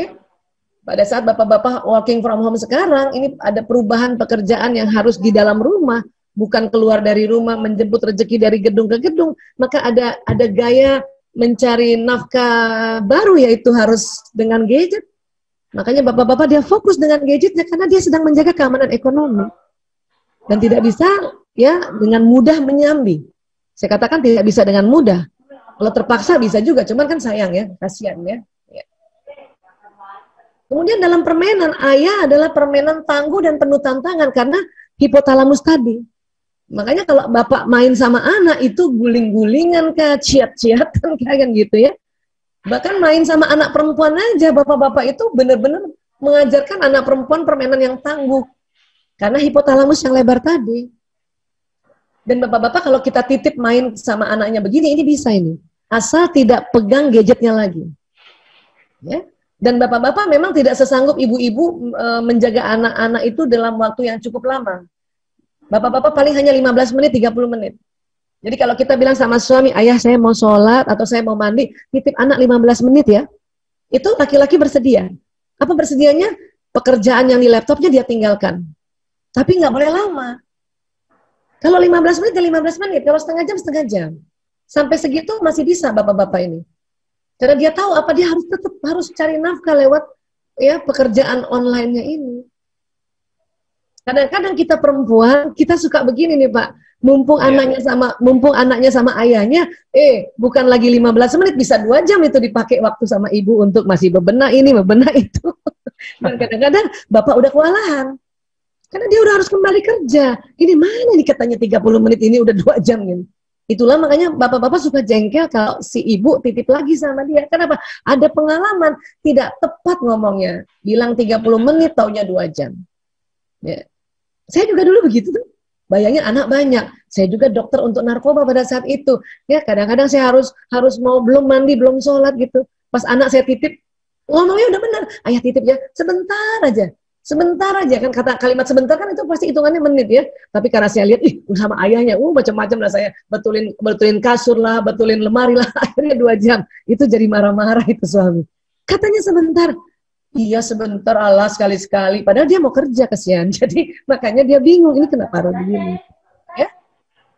Dan ketangguhan ayah ini bertujuan membantu anak bersiap menghadapi kehidupan nyata. Jadi dalam bermain aja ayah tuh pasti yang tangguh-tangguh, ya. Dia kadang-kadang nggak mau ngomong banyak, suruh bapak anaknya, ayo susun, cuman gitu paling susun. Kalau ibu kan lain, kalau ibu kan nanti dia detil kan, ya. Kalau ayah kan ayo susun. Kalau ibu kan begini caranya. Dan terkadang ayah jadi ikut main juga. Kenapa? Karena otak laki-laki memang otak kanan ini, yang otak bermain ini, bermain imajinasi, warna, musik, ya, gerak, bentuk, teknologi, dia lebih dominan dibanding perempuan. Jadi bapak-bapak itu kalau main sama anaknya yang sudah mulai agak besar dan bahkan mainannya permainan yang pakai gadget, ikut main juga itu bapak-bapak itu. Ya. Kalau ibu kan lain ya, ibu itu ngajarin detil dan teratur. Jadi kalau misalnya mengajarkan permainan Lego, mungkin ibunya bantuin untuk ya taruh Legonya. Ini ibu lagi ngajarin cara tuang air minum ini. Coba kalau bapak-bapak yang suruh, bapak-bapak cuma bilang, coba itu tuang itu, coba tuang ceretnya itu ada air taruh di gelas. Paling gitu bapak-bapak. Kalau ibu pasti ya nyontohin. Kenapa begitu? Satu, karena memang ibu 20.000 kata-katanya banyak, gerakan tubuhnya banyak. Kemudian ibu korpus kallosumnya lebih tebal. Jadi ibu senang membantu juga karena multitasking. Ini yang berbeda. Makanya sementara kalau seorang ibu lihat anaknya bermain sama bapaknya nih, misalnya seperti ini, dari jauh itu kita suka kesian sama anak. Kenapa? Bapaknya nyuruh-nyuruh melulu. Ayo coba susun. Terus nggak dikasih tahu. Tapi itulah gaya laki-laki, itulah gaya ayah. Dia ingin anaknya tangguh, dia ingin anaknya siap menghadapi kehidupan. Jadi perpaduan antara gaya ayah dan gaya ibu ini, maka anak-anak ini komplit, lengkap. Kita tidak bisa paksa seorang ayah bilang, ayah yang lembut dong, ajarin anak yang santun dong, satu-satu kayak saya. Itu nggak bisa. Nanti anak tidak lengkap pola pendidikannya. Karena ayahnya jadi kayak ibunya juga. Begitu juga kalau ibu yang ada kan ibu tuh yang, ayo gimana? Ayo kerjain sendiri. Nah, si ibu kayak ayah. Jadi anak itu nggak lengkap. Ini kenapa semua pendidikannya gaya ayah kan gitu. Yang diminta adalah separuh pendidikan gaya ayah, separuh pendidikan gaya ibu, itu supaya anak-anak lengkap. Ya. Nah ini. Ya, oke, balik.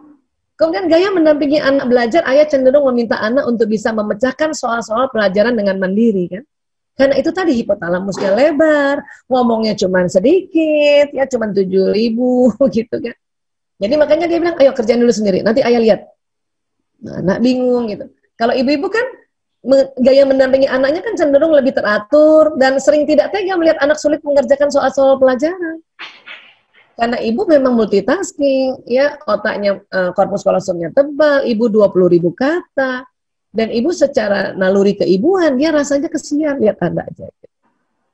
Tapi kan, kalau anak cuman terus-terusan belajar sama ibu, nggak sekali-sekali belajar sama ayah, nanti dia nggak belajar sesuatu yang tangguh. Ya. Sekarang saya waktu tahun 2006 sudah mulai ngerti, dan anak saya yang perempuan itu baru usia setahun, jadi kalau ayahnya ajarin, ayahnya main sambil guling-gulingan, saya lihat dari jauh aja, dan tidak boleh diintervensi. Karena kita kesalahan ibu-ibu adalah pada saat ayah bermain sama anak guling-gulingan, terus kita bilang gini sama ayah, jangan ayah, nanti kebetus kepalanya, aduh nanti geger otak nanti. Oh itu bikin bapak-bapak itu yang tadinya sudah main sama anak senang, berhenti dia. Kenapa? Satu, dia tersinggung, berarti si ibu nggak percaya sama dia. Kedua, menurut dia saya mau ajarkan dia ketangguhan, kegesitan, kenapa dilarang? Itu, makanya saya suka bilang sama ibu-ibu muda, please stop. Kalau anak sudah sama bapaknya, ibu dari jauh aja. Kalau ibu takut dia kebentus kepalanya, geger otak, mending doa dari jauh. Ya Allah, ya selamatkan anakku pada ayahnya. gitu. Karena kadang-kadang karena diintervensi seorang ayah, makanya ayah besok-besok nggak mau lagi main sama anaknya. Kenapa? Dia malas kalau nanti ibunya intervensi. Itu yang kejadian. Termasuk di keluarga saya. Makanya 2006 saya berubah semua cara-cara. Ya. Karena memang anak-anak harus menerima yang komplit gitu. Jadi dan saya juga sesekali ya, misalnya sebulan sekali suruh juga anaknya dampingi anaknya belajar kayak gini. Nanti saya ngintip dari dapur terus saya ketawa sendiri. Ya Allah, bapak-bapak banget ngajarin anaknya. Kenapa? Selalu tanya, "Ayo kerjain sendiri." Yang mana? Ayo mana? Iya, gayanya begitu dia. Ya. Nah, kemudian apalagi hipotalamus ini pusat lapar dan haus. Pusat lapar dan haus. Artinya, ya laki-laki itu lebih cepat lapar dan haus. Untuk itu para bunda harus perhatikan makan minum suami dan makan minum anak laki-laki. Pantang nasihati anak laki-laki dalam keadaan lapar. Ayah bunda kalau misalnya mau ngajarin anak laki-laki dan itu pekerjaannya rumah atau PR-nya sulit dan dia lapar, mending stop dulu, makan dulu. Karena banyak bunda memaksa, ayo selesai dulu baru makan. Nggak bisa bunda, please. Ini ditemukan Richard hipotalamus ini pusat lapar dan haus. Tanya sama anak laki-laki kalau dia sudah mogok ngomong terus kita tanya, lapar nak? Iya bunda, ayo kita makan dulu yuk. Itu yang membuat anak laki-laki akan senang belajar sama ibunya gitu. Ya kita harus tahu. Kalau bapak-bapak kan kalau dia lapar juga dia tanya sama anak lagi, "Mak, lapar? Ayo kita beli pizza dulu yuk." Itu kalau bapak-bapak karena dia sama otaknya kan gitu. Ya. Nah, dan ini lihat nih, bapak ibu-ibu kan kalau ngasih makan anak benar-benar kasih makan anak ya. Kalau bapak-bapak kan dia yang makan itu. Karena sama-sama lapar. Kalau ibu-ibu pasti dia kasih ke anaknya dulu, ya nggak apa-apa lapar. Kenapa? Hipotalamus perempuan ya kecil, dia hampir nggak sampai setengahnya dari laki-laki. Ya. Kemudian apa lagi? Ini pusat tidur. Artinya laki-laki bisa lebih cepat tidur dan lebih cepat pulas dibanding perempuan. Ya.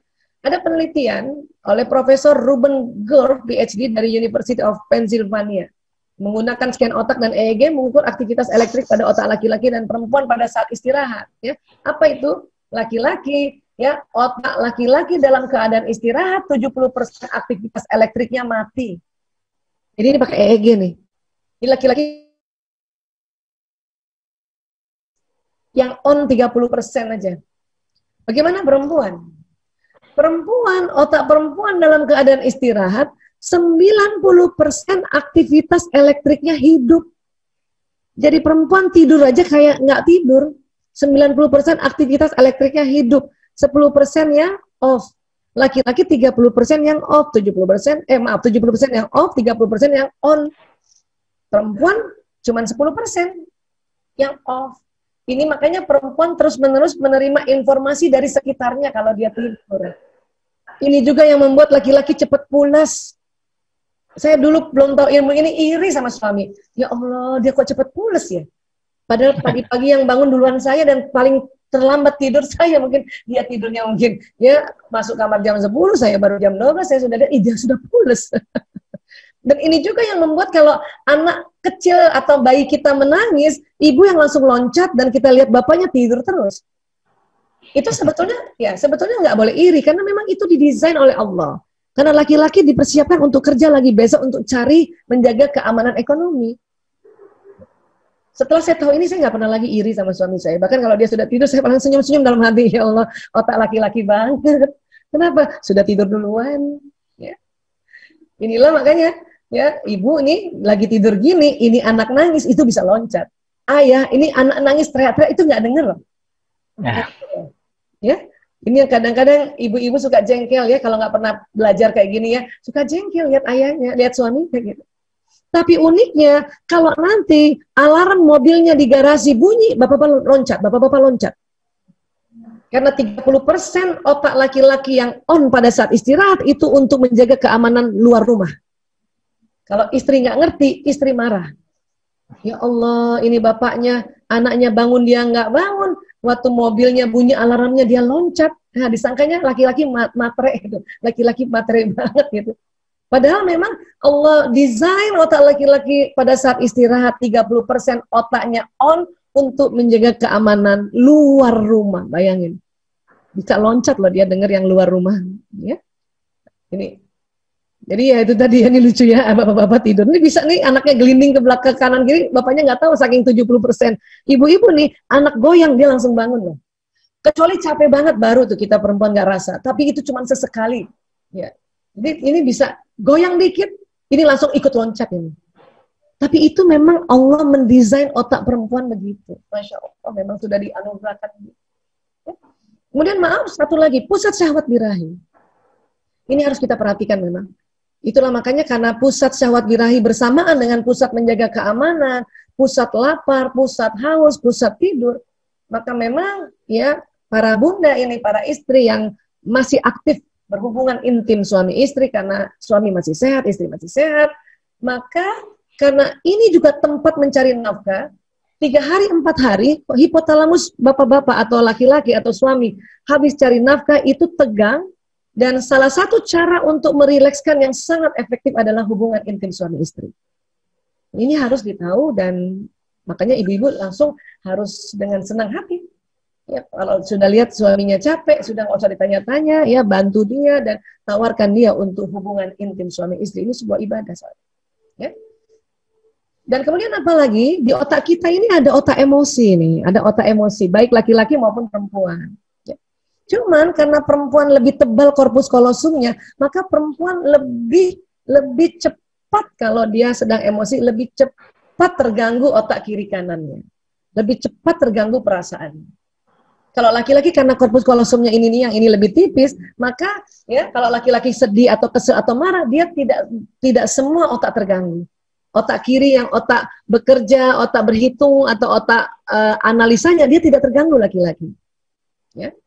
Itulah makanya kenapa ibu-ibu kalau dia sedih, dia kesel sama anaknya kelihatan mukanya tuh waktu dia ngajar kesel sama anaknya. Tapi bapak kalau kesel sama anaknya nggak kelihatan wajahnya. Tapi juga kalau dia senang lihat sama anaknya nggak kelihatan juga wajahnya, rata wajahnya bapak-bapak itu. Padahal dia sebenarnya senang sama anaknya. Ya. Nah, otak emosi juga ini nanti yang mempengaruhi pikiran dan perasaan kita. Ini disebut limbic system, the limbic system. Bukan hanya manusia saja yang ada ya. Hewan golongan mamalia itu juga ada, ya. Ada limbic systemnya ini. Itu makanya kita punya sifat kehewanan gitu, sifat binatang ada di sini. Itu pula di dalam keluarga Islam ya, diminta kita mengakikahkan anak. Dalam rangka apa? Dalam rangka sebagai ya meredus sifat binatangnya seorang anak itu nanti. Laki-laki 2 kambing, perempuan 1 kambing. Kenapa laki-laki 2 kambing? Karena tadi otak laki-laki agak besar sedikit. Ya, 2 kambing. Dan itu nggak bisa diganti ayam, karena ayam bukan mamalia. Ya. Jadi tetap 2 kambing pada laki-laki dan perempuan 1 kambing. Ya. Ini saya mau sedikit sharing Pak Andi Irman ya. Saya kan ngurus narkoba sejak tahun 98 sampai sekarang ya. Nah, ya, anak-anak pecandu narkoba yang bolak-balik pakai nggak sembuh-sembuh, saya selalu tanya sama orang tuanya, sudah akikah belum? Rupanya belum. Oh, ada hubungannya ya? Ya, ada hubungan. Karena itu sifat kebinatangannya anak itu, dia belum gadaikan dengan kambing itu. Makanya dengan akikah itu kan dipotong kambing, kemudian diberikan pada anak yatim kan, ya dan juga hal-hal lain itu kan untuk kita berbagi. Jadi otak binatang yang tetap ada memang di otaknya si anak atau di otaknya manusia itu mulai bisa terkendali. Itu makanya walaupun sudah besar anaknya, saya suruh tuh bapak orang tuanya suruh akikah Pak. Uangnya nggak ada Bu Aisyah, niatin. Ya Allah saya mau akikahkan anakku 2 ekor kambing, mohon rezeki ya Allah. Ada itu insya Allah Pak. Bulan depan ada itu. Jadi kayak gitu salah satunya itu. Makanya buat keluarga muda yang memang nanti punya anak ya dan belum ada dananya, tapi tolong niatkan untuk akikah ini ya. Kita reduce dulu sifat binatangnya anak kita ini, karena kalau sudah terlambat aduh susah banget nanti ya. Nah ini, nah kemudian tubuh kita ini kan dari otak ini kan nanti disambung dengan sistem-sistem ya, sistem-sistem. Ini ada sistem tubuh seperti ini kerja, ada sistem pernafasan, sistem jantung, ya, sistem pencernaan dan sebagainya. Nah, otak emosi itu di sini di dalam tadi. Yang otak emosi tadi kan. Nah, otak emosi itu berkaitan dekat sekali dengan jantung. Jantung. Dan jantung ini nanti memberi pesan ke seluruh tubuh. Nah, makanya para ahli bersepakat sekarang, ya ahli-ahli yang memang belajar agama juga dan belajar ilmu sains, dia menetapkan bahwa inilah kolbu manusia. Jantung ini kolbu manusia. Kenapa? Karena emosi yang dari atas itu dia bisa masuk ke jantung ini. Karena jantung ini ada sel neuron. Sel neuron atau kayak sel otak yang menyimpan memori. Dan jantung ini bisa memberikan pesan kepada sel-sel tubuh. Jadi kalau seorang ibu gemes banget lihat bapaknya dampingi anaknya jadi kesel, maka kalau kesel tidak cepat-cepat kita move on, tidak cepat-cepat kita istighfar, tidak cepat-cepat kita sebut ya Allah astagfirullahaladzim, la haula wala quwata illa billah, itu bisa masuk ke dalam jantung seorang ibu ini. Karena dia kesel lihat bapaknya kok begitu ngajarin anaknya. Kan gitu ya. Nah, nanti dari jantung ini punya frekuensi, dia punya vibrasi, punya gelombang elektromagnetik. Dia kirim nanti ke sel-sel tubuh ini. Makanya si ibu jadi tegang, jadi karena marah, jadi sebel, jadi psikosomatis. Saya hari ini hanya mau bilang ini supaya orang tua nih Bapak Ibu paham cara kerja otak sehingga paham cara mendampingi anak. Saya bukan mau cerita bahwa apa dampaknya kalau si Bapak ngajarin anak gitu. Tadi kan kita sudah tahu bahwa dia ketangguhan kan. Kalau ibu kan sesuatu yang keteraturan detil. Tapi yang saya mau bilang bahwa suami istri harus paham ini supaya nggak jengkel. Ya. Dan selain badan seluler tubuh manusia itu ternyata ada badan bioplasmiknya. Dari tubuhnya keluar vibrasi gelombang elektromagnetik. Paling dahsyat dari jantung. Setelah jantung, otak, dan setelah itu seluruh tubuh. Dari mana keluar gelombang ini? Dari ada yang kita sebut pembuluh meridian. Ini di subkutis, di bawah kulit. Ya, bentuknya lubang-lubang. Dan lubang itu kayak ada pintunya, Pak Andi. Dan dia berputar ke kiri. Dia berputar ke kiri. Kayak tawaf gitu. Nah, waktu berputar ke kiri ini, kalau berputarnya lancar, itu elektromagnetik, gelombang elektromagnetik yang dari tubuh ini, yang dihasilkan oleh sel-sel tubuh ini yang triliunan, itu keluar lancar benar. Tapi kalau gelombang elektromagnetik ini ya jalannya terhendak-hendak, maka sinyal ini pendek ini. Ya, itulah makanya kita biasanya untuk membukanya lagi itu dengan 1 wudu, 2 sholat, ya, 3 sedekah, 4 saum, ya kan? Nah, makanya pada saat seorang habis sholat itu gelombang elektromagnetiknya itu sedang panjang-panjangnya. Dan kalau habis sholat terus kita kesel, hati-hati. Habis sholat terus kita masih kesel, itu hati-hati. Kekesalannya bisa kena kanan kiri itu.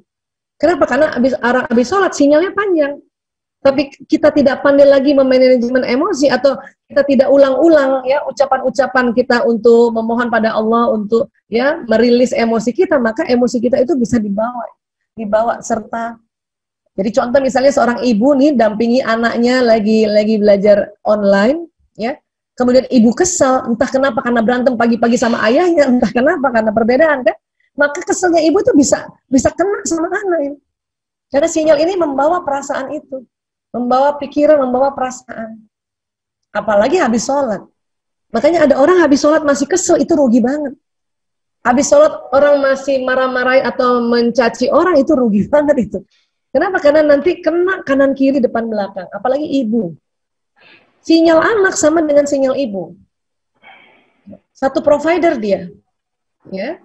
Makanya hati-hati, itulah makanya kita harus tahu juga gaya belajarnya suami, dan tahu juga bagaimana anak-anak laki-laki ini belajar, ya, supaya ibu tetap tenang, ya.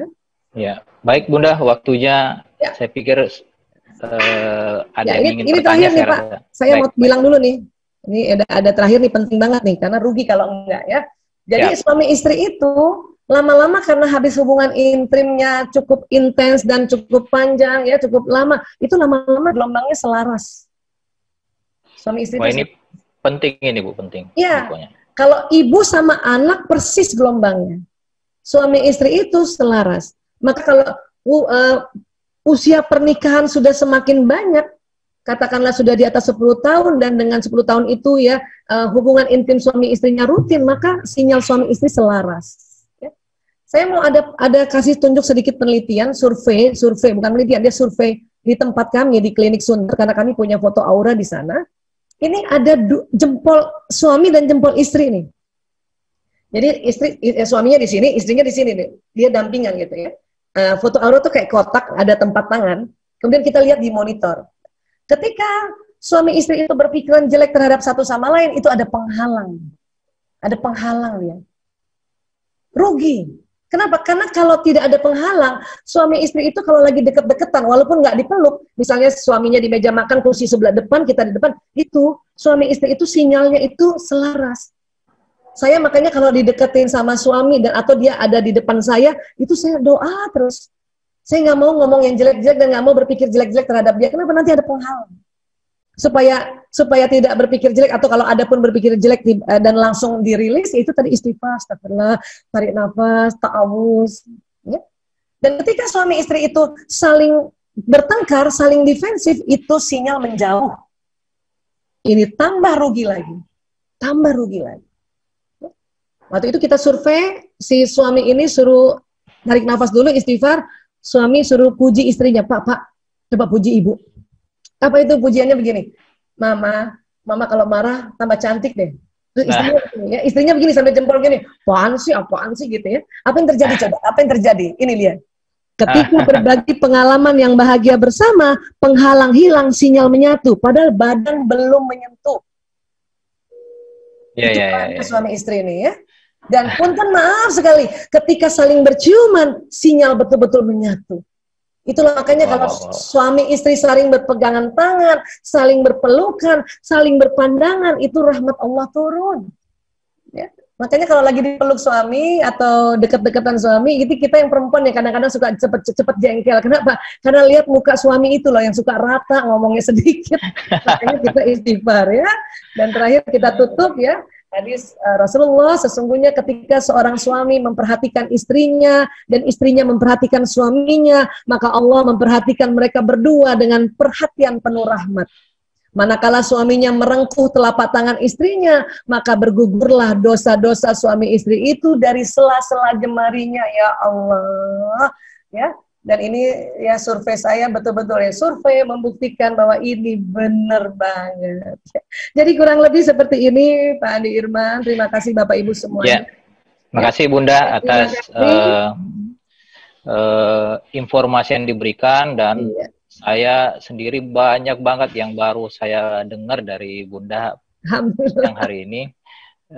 Dan pada kesempatan kali ini yang bertanya banyak sekali nih Bunda, dan kami berikan privilege untuk masuk ke panelis untuk bertanya langsung supaya wajahnya dilihat langsung sama Bunda Aisyah. Insya Allah. Baik, siap. Kami persilahkan, mudah-mudahan kita ada waktu sampai 15 menit ke depan.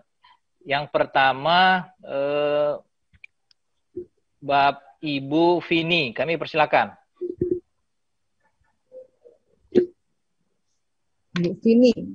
Ibu Vini, silakan bertanya langsung, Bu. Ya, Assalamualaikum Bu Aisyah. Waalaikumsalam warahmatullahi wabarakatuh. Iya Bu Vini. Mau tanya Bu Aisyah, kalau anak-anak itu misalnya anak laki-laki, apakah lebih senang belajar dengan ayahnya atau dengan ibunya gitu? Atau anak laki-laki senang belajar sama ayahnya, anak perempuan senang belajar sama ibunya gitu? Ya, harus dua-duanya sebetulnya. Harus dua-dua sebetulnya. Jadi anak laki belajar sama ayah, yang diambil pelajaran dari ayah itu ketangguhan dan kegesitan, ya. Kemudian kalau baik laki-laki dan perempuan belajar sama ibunya, dia mendapat kelembutan, keteraturan, ya, dan apa istilahnya, kedetilan gitu, detil mendalam. Jadi anak-anak harus belajar dua-duanya sebetulnya. Saya juga begitu. Hanya saya tahu persis bahwa ayah bukan tugasnya seperti kita yang lebih banyak mengambil porsi pendampingan pendidikan, karena ayah adalah ya mencari nafkah. Karena hipotalamusnya lebih lebar. Dia pusat menjaga keamanan. Tapi saya tahu bahwa anak harus dapat dua. Ya, mendapat sisi-sisi kelembutan, keteraturan, disiplin, tapi dapat juga sisi ketangguhan dan kegesitan. Jadi saya juga sebulan sekali paling nggak bisik-bisik bapaknya. Ya. Saya ajarin anak-anak ya. Tapi biasanya harus kerjasama ya? Ya, tapi biasanya bapak-bapak itu akan bicara tentang kebendaan kalau sama anak-anaknya itu, apalagi sama anak laki-laki. Kalau perlu main bareng-bareng, nonton bola bareng-bareng, main game bareng-bareng. Begitulah ayah mengajar anaknya. Di era sekarang ya. Mungkin kalau era dulu anaknya diajarin berkuda, anaknya diajarin memanah, anaknya diajarin lempar lembing, ya. Tapi kan sekarang karena teknologinya lebih kepada gadget, jadi bapaknya dampingi anaknya sambil itu tadi belajar bermain. Tetap ada, tetap dibagi-bagi ya. Ada pertanyaan selanjutnya dari Ibu Safana. Kami persilakan.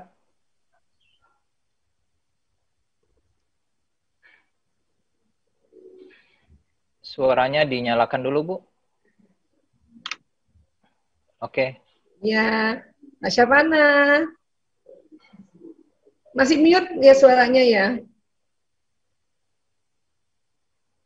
Ibu Safana, suaranya dikeluarkan dulu.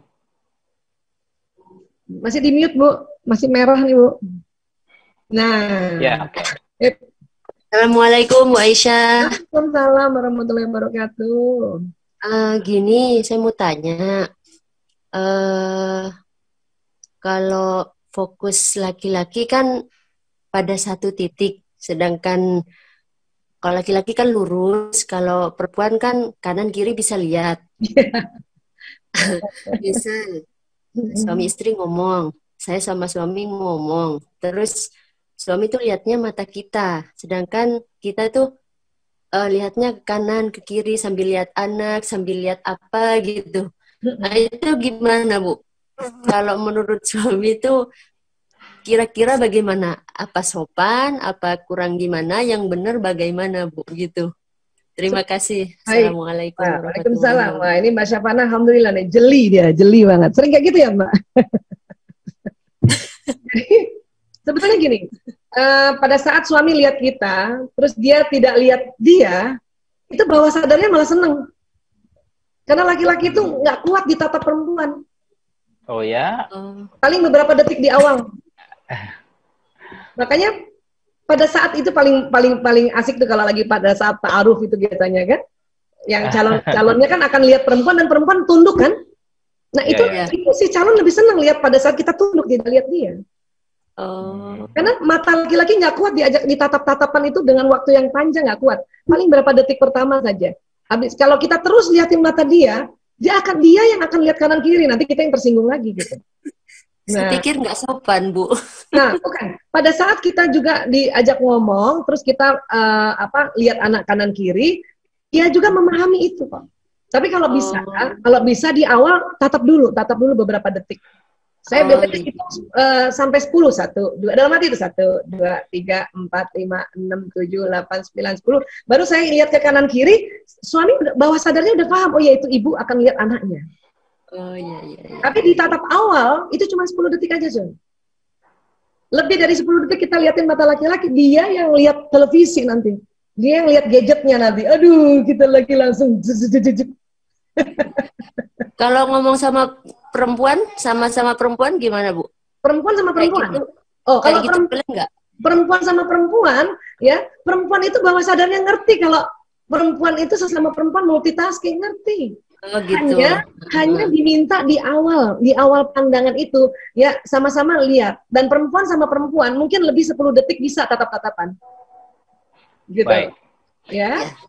Sudah sekian. Bunda, ada. Terima kasih, Bu Aisyah. Sama-sama, Mas Syafana. Pertanyaan selanjutnya dari Alenia Akbar. Ini bapak-bapak atau ibu-ibu ya? Kami persilakan. Alenia Akbar dari Zoom. Assalamualaikum. Oh, Bunda ini. Waalaikumsalam. Alhamdulillah dapat kesempatan bisa tanya langsung. Terima kasih Pak Andirman. Ini Bu Aisyah, ada sebenarnya beberapa kegundahan sebagai ibu-ibu ya.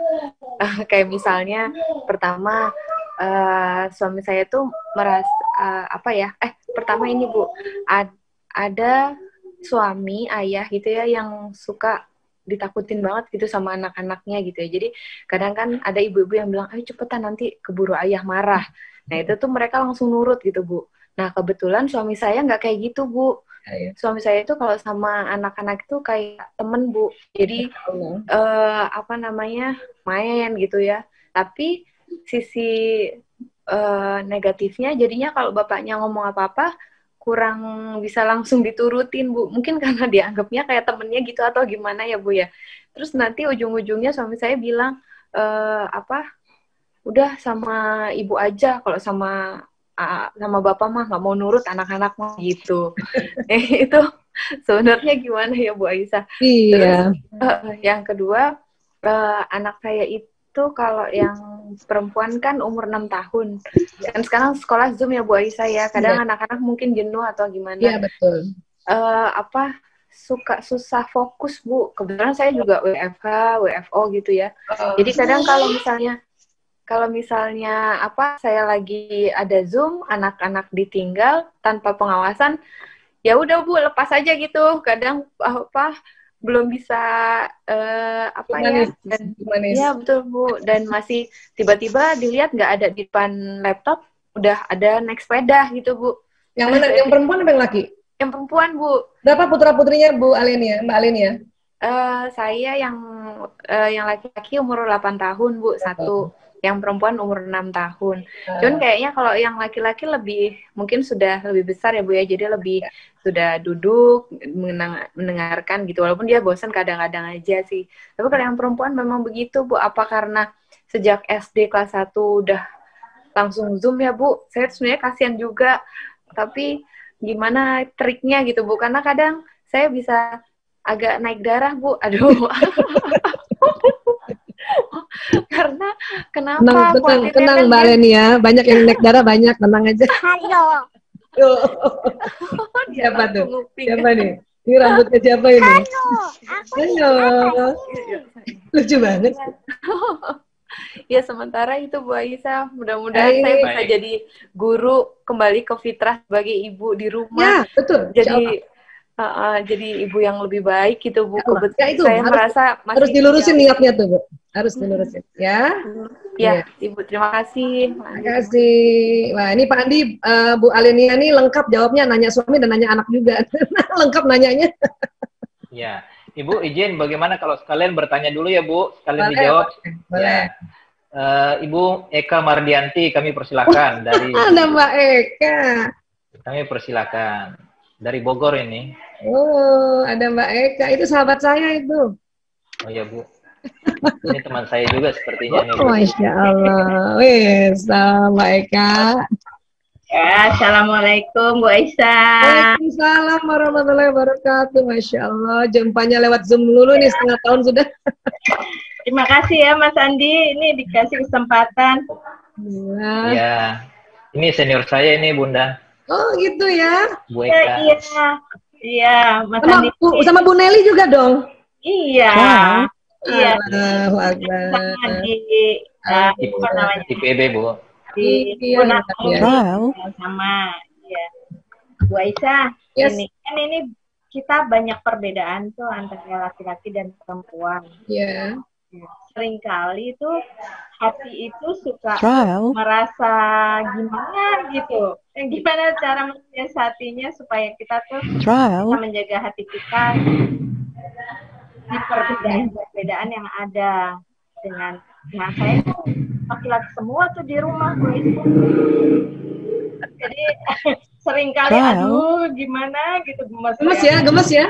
Iya. Ya. Anak laki-laki semua, Bu Aisyah.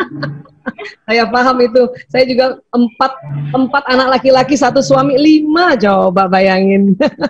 Paling cantik Bu. Ya, tapi ada 1 yang perempuan kan? Kan 5. Oh, iya. 4 laki, 1 perempuan. Jadi yang 4 anak laki sama bapaknya 5. Jadi saya masih ada teman 1 perempuan. Iya. Iya Bu Aisyah. Itu saja Bu Eka. Ya itu saja. Cuma gini Bu Aisyah, saya pengen sampaikan juga. Kalau Bu Aisyah ini guru saya juga. Andi juga guru saya. Gurunya dalam kehidupan. Aduh, luar biasa deh. Saya jujur belajar banyak dari Mas Andi maupun Bu Aisyah. Masya Allah, tabarakallah. Ya, Sama-sama ya. Sama-sama Mbak Eka, Masya Allah. Masya Allah. Ya, lanjut Bunda. Ini ada Ibunda Negara. Kami persilakan Mbak Ani ya ini ya. Mbak Ani. Ibunda Negara. Silakan. Ya, Bunda Aisyah, Ya. diberi kesempatan untuk bertanya. Masya Allah. Sebentar, ini panggilannya cakep banget nih, Bunda Negara ya. Iya, jadi anak saya yang sulung itu namanya Nagara. Masya Allah. Baik, siap. Iya, tadi sama seperti Bu Eka sih. Saya punya anak 3 laki-laki, kesemuanya laki-laki dan 1 anak mertua. Jadi 4 orang. Plus suami 4 di rumah. Iya, ini Bunda apa namanya? Tadi belajar dari Bunda ternyata saya baru ngeh. Memang ya otaknya anak laki-laki itu didesain untuk main sehingga mereka itu lebih senang main sama ayahnya, main sama abinya. Kadang juga abinya agak keder kalau WFH karena di rumah hampir nggak bisa ngerjain karena semua anak-anaknya pengen main sama abinya. Katanya umur berapa? Anak-anak umur berapa Bunda Negara? Anak-anak umur berapa? 8, 4 tahun dan 2 tahun. Oh, masih kecil-kecil ya. Ya, masih kecil-kecil dan yang pertama itu yang saya ingin tanyakan, yang pertama Nagara itu kan sudah 8 tahun sudah sekolah dan sekarang kan sedang daring ya, jadi saya juga baru resign tahun ini tahun pertama saya resign, jadi menghadapinya tuh langsung apa ya gitu. Jadi anak saya kan jadi ini loh daringnya Zoom-nya tuh sehari 3 kali, ada Zoom ngaji, ada Zoom bubble class dan sebagainya, dan dia ngerasa bahwa bundanya banyak aturan, dia lebih senang sama abinya. kalau main sama Abi itu ya main, tapi kalau sama Bunda suka banyak aturan. Nah, mensiasatinya gimana ya Bun ya? Karena iya, jadi di mindsetnya anak saya yang pertama itu bahwa Bunda banyak aturan. Saya sebenarnya nggak pingin banyak ngatur sih, tapi karena gemes. Iya, saya gemes ngeliatnya. Sedangkan kalau sama Abinya kan lebih santai, ya udah nggak Zoom, udah gitu kan. Tapi kan saya jadi gemes gitu, jadinya berantem. Nah itu mesti gimana ya Bun ya? Iya. Ya Bunda, baik. Saya kira begitu. Ada pertanyaan yang bisa langsung dijawab. Nanti kita buka sesi 2 jika ada waktu lagi. Kami silakan Bunda. Ya, baik. Baik, terima kasih. Terima kasih teman-teman yang bertanya ya. Tadi Mbak Alenia bertanya bahwa kenapa jadi kalau ayahnya lembut sama anak dan bersahabat kok jadinya kurang wibawa gitu ya. Sebenarnya ini ada beberapa hal ya. Yang pertama memang laki-laki itu Allah berikan otak untuk bertanggung jawab, kemudian otak solusi dan otak menjaga keamanan. Ya. Tapi kita harus lihat juga watak. Ya.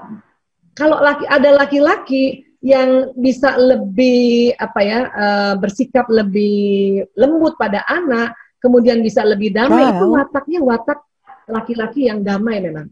Jadi ada watak yang disebutnya watak hasrat damai. Kalau bahasa psikologi kepribadiannya watak pragmatis. Bapak yang wataknya pragmatis itu lebih cenderung sama anak nggak keras, kan orang damai, ya. Dan biasanya nanti dapat istri yang wataknya lebih ngatur. Nah ini sekalian tadi jawab pertanyaannya Bunda Nagara ya. Waktu tadi dibilang oleh Nagara dianggap mamanya lebih banyak ngaturnya dan bapaknya lebih senang main. Bisa jadi Bunda Nagara juga wataknya yang watak hasrat mengatur. Ya tadi Mbak Alenia juga yang lebih mengatur. Si suami-suami yang lebih damai, yang sering bilang terserah Bunda gitu kan? Ya.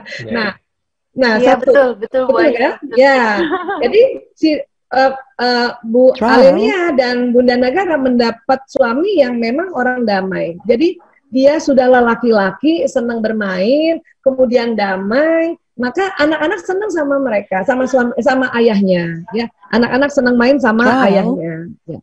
Hanya memang pada saat kita minta untuk ayahnya lebih keras, ini agak sulit karena orang damai untuk suruh keras itu sulit.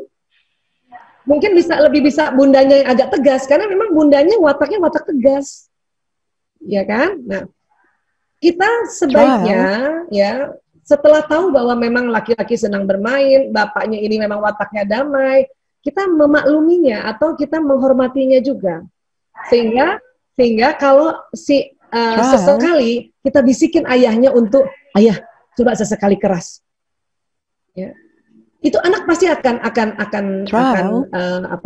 patuh tuh. Tapi jangan salah, suami yang wataknya pragmatis disuruh keras itu adalah siksaan.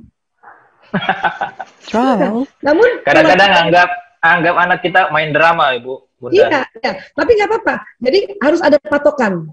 Ada patokan. Jadi kalau saya sih selalu bilang sama laki-laki yang jadi bapak yang orang damai, saya bilang sesekali bolehlah, setahun sekali kalau memang bapak menilai apa yang dilakukan anak ini ada dua nih, sudah sangat berbahaya atau sangat tidak sopan, bapak berteriak, bapak pukul meja, itu boleh. Tapi nggak boleh menghina dia. Kamu nih pemalas bodoh, nggak boleh. Atau kalau hanya boleh pukul meja untuk stop, misalnya gitu ya. Misalnya dia berantem lah terus ngomongnya udah kasar, pukul meja, stop. Itu boleh. Dalam pendidikan itu boleh. Jadi otak itu akan terjadi sebuah sambungan yang menjadi sebuah momentum dan anak langsung tahu, ayah saya kalau sudah marah banget, dia itu pasti pukul meja. Itu langsung dia bisa kaget. Nah setelah pukul meja diam dulu. Banyak bapak-bapak setelah pukul meja dia maki-maki anaknya, itu yang keliru. Habis pukul meja atau habis berteriak ya, langsung diam dulu ya, baru tanya anak-anak ada apa. Itu anak butuh juga yang kayak gitu. Butuh juga yang kayak gitu. Hanya setahun sekali aja. Karena bapak-bapak yang bijaksana, bapak-bapak yang damai, walaupun kelihatannya anaknya tidak terpaksa patuh ya, itu anak itu akan terkenang sekali, ayah saya tuh baik banget. Ayah saya bijak banget. Jadi nggak mesti bapak-bapak kita suruh marah terus setiap hari atau setiap minggu atau setiap bulan, setahun sekali aja, Bu. Ya. Ya. Kalau kita nggak usah disuruh ya Bu Aisyah, udah otomatis malah sendiri. Kalau ibu-ibu, ibu-ibu kan karena sudah 20.000 kata, kemudian kalau pas ibunya yang wataknya ngatur dan orang yang tegas itu, waduh, bisa 20.000 kata merepet kemana-mana itu. Ibu-ibu ya. Jadi kalau ditanya, termasuk Mbak Eka tadi tanya, jadi gimana dong? Kan ini gemes banget, apalagi Mbak Eka tuh, perempuan sendiri tuh Mbak Eka tuh. Bunda Negara juga gitu ya. Nah, Bunda Negara 3 laki-laki, 1 ayahnya jadi 4. Mbak Eka tuh 2 laki-laki, 1 Mas itu jadi 3. Saya 4 laki-laki dan 1 suami 5 gitu kan. Itulah makanya kenapa saya paksa diri saya belajar bagaimana sebetulnya otak laki-laki supaya bisa memahami dan menghormatinya gitu. Ya. Jadi pertama memang belajar tahu bagaimana laki-laki. Kalau Mbak Eka tuh udah sering banget dengar saya ngomong tentang otak pria wanita, tapi pada saat kita ulang-ulang makin tinggi pemahamannya nanti insya Allah ya. Ya teman-teman juga buat ibu-ibu coba searching lah ya otak pria wanita. Tadi saya tidak membeberkan secara banyak, secara detail, tapi yang kaitannya dengan perbedaan pendidikan ya. Padahal banyak banget perbedaan otak pria wanita. Itu belajar dulu itu, belajar ya. Kedua, pada saat kita kadang gemes hanya bisa istighfar aja. Astagfirullahaladzim, ya Allah. Kenapa? Karena pada saat kita gemes karena kesel, ilmu yang kita pelajari berkali-kali itu terblokir sementara oleh otak emosi. Itulah makanya kita harus tarik nafas, kita istighfar. Ada teknik yang namanya allowing. Kita izinkan saja itu kekesalan kita pergi supaya kita ingat lagi. Saya aja yang hampir setiap hari bicara nggak jauh-jauh dari otak pria wanita, tetap aja kalau lihat anak laki saya bertingkah. Karena pada saat kita kesel kan kita punya otak emosi tadi kan, kita kesel itu otak ilmu terblokir sementara, ya terboikot sementara, dan baru bisa dibuka boikotnya itu dengan tarik nafas panjang, istighfar, berzikir, atau rubah posisi. Tadi bilang kalau marah berdiri suruh duduk, masih marah duduk suruh rebahan.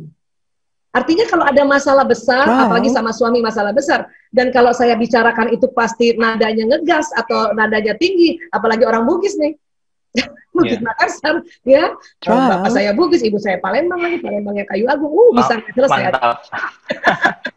Nah, maka biasanya saya bawa tidur sambil tiduran istighfar, astagfirullahaladzim. Ya. Ada Nabi suruh itu. Baru tahun-tahun sekarang, terapis keluarga di luar negeri baru mempercayai bahwa kalau ada masalah tidak usah tuntas hari itu dibicarakan, tidur aja. Itu baru mereka sarankan, pada Nabi 1400 tahun yang lalu sudah sarankan itu. Bunda, maaf, ada pertanyaan lanjutan nih Bunda. Bagaimana kalau yang single parent? Oh, single parent itu kondisi khusus ya. Single parent itu khususon. Khusus. Jadi itu. Dia harus bertindak sebagai ayah dan ibu. Ya, itu khusus. Makanya kalau orang single parents itu tentu jauh lebih banyak energinya kepake, apalagi seorang ibu ya, akan jauh lebih banyak multiple gaya yang dia harus lakukan. Makanya saya bilang itu khusus. Makanya single parents itu perlu kita kasihani mereka. Apalagi ibu-ibu. Makanya mengapa Nabi dulu diperintahkan Allah ya nikahi janda-janda itu karena kasihan mereka. Kerja yang double dan sebagainya itu, makanya ada perintah begitu kan, nikahi janda-janda gitu kan, karena kasihan. Ini selanjutnya ada pertanyaan dari YouTube nih Bunda, kalau kesal boleh nggak nyubit anak? Sekarang dan bagaimana cara menahan emosi? Sekarang bukan boleh nggak boleh, cocok nggak cocok. Cocok nggak cocok. Sekarang nggak cocok gaya gitu. Nggak boleh lagi berarti ya? Boleh, tapi nggak cocok. Jadi kalau boleh nggak boleh itu adalah berbeda ya dengan cocok nggak cocok. Kalau dibilang nggak boleh, orang pasti jadi gemes. Masa sih nggak boleh gitu. Kalau saya bilang bukan boleh nggak boleh, cocok nggak cocok. Sekarang nggak cocok, tapi zaman saya dulu, saya kecil dicubit itu cocok. Kenapa? Zaman dulu itu semua orang tua masih terpengaruh pola asuh kolonial. Kolonial itu kan kalau perintahin orang tuh kalau nggak dipukul, disabat, dicubit. Jadi dulu ada yang mengatakan Bu, tidak ada demokrasi untuk anak Bu. Jadi apa aja kata bapak ibunya dulu. Itu dulu kan? Iya. Andi rasa nggak dulu? Apalagi kita orang merasakan. Apalagi orang Bugis kan. Tapi itulah gaya yang cocok dulu. Sekarang sudah nggak cocok, di mana kita diajarkan sudah mulai parentingnya namanya parenting milenial, bukan kolonial, gitu kan? Iya. Ini terakhir Bunda ada yang bertanya dari Ibu Ulfa Nurfida, bagaimana cara menghadapi anak laki-laki yang tantrum dan penanganan tantrum laki-laki dan perempuan apakah berbeda gitu? Tantrum barangkali maksudnya tergantung umurnya ya. Ya. Umur berapa nggak ketahuan ya? Kalau anak barangkali ya di bawah 12 tahun ya. pengertiannya. Karena beda, anak di bawah 5 tahun sampai di atas 5 tahun itu tantrumnya berbeda. Dan kalau tantrumnya pada anak yang bukan anak special needs ya, itu juga berbeda. Ada anak tantrum yang karena special needs, dia autism atau ADHD, ya kan? Itu kalau tantrum itu dahsyat, lebih dahsyat lagi. Tapi buat anak yang normatif yang tidak terdiagnosis special needs, pada saat dia tantrum itu dia lebih mudah diatasi.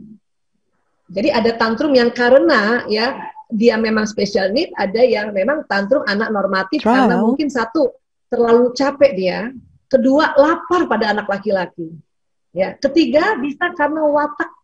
Ada watak namanya watak Umar bin Khattab. Pada anak-anak laki-laki atau perempuan yang dia dapat watak jenis Umar bin Khattab, itu bisa tantrum. Apalagi laki-laki kalau dia lapar. Ini kita bicara yang normatif, bukan yang special need ya. Apalagi pada laki-laki. Sudahlah dia anak laki-laki. Dia kemudian dia wataknya Umar bin Khattab yang tegas, yang keras, yang disiplin dan sebagainya gitu ya. Kemudian yang ngatur ya. Kemudian dia lapar, dia ngantuk, udah tantrum. Jadi sebelum dia tantrum kayak gitu, perhatikan makanannya. Makanya saya bilang, perhatikan makanannya, perhatikan tidurnya. Karena anak laki-laki pusat makan, minum, dan pusat ngantuknya tuh lebih lebar dibanding anak perempuan. Anak perempuan kalau tantrum itu, pada saat dia masih kecil, itu biasanya karena watak juga. Watak yang jenis Umar bin Khattab yang kepengen ngatur. Ya, kepengen dilayani. Makanya pada anak yang kita tahu, anak perempuan kita yang tegas, yang agak galak, ya sudah, kalau kita tahu kebiasaan dia misalnya jam 10 pagi minum susu misalnya, siapin dulu susunya sebelum jam 10 gitu.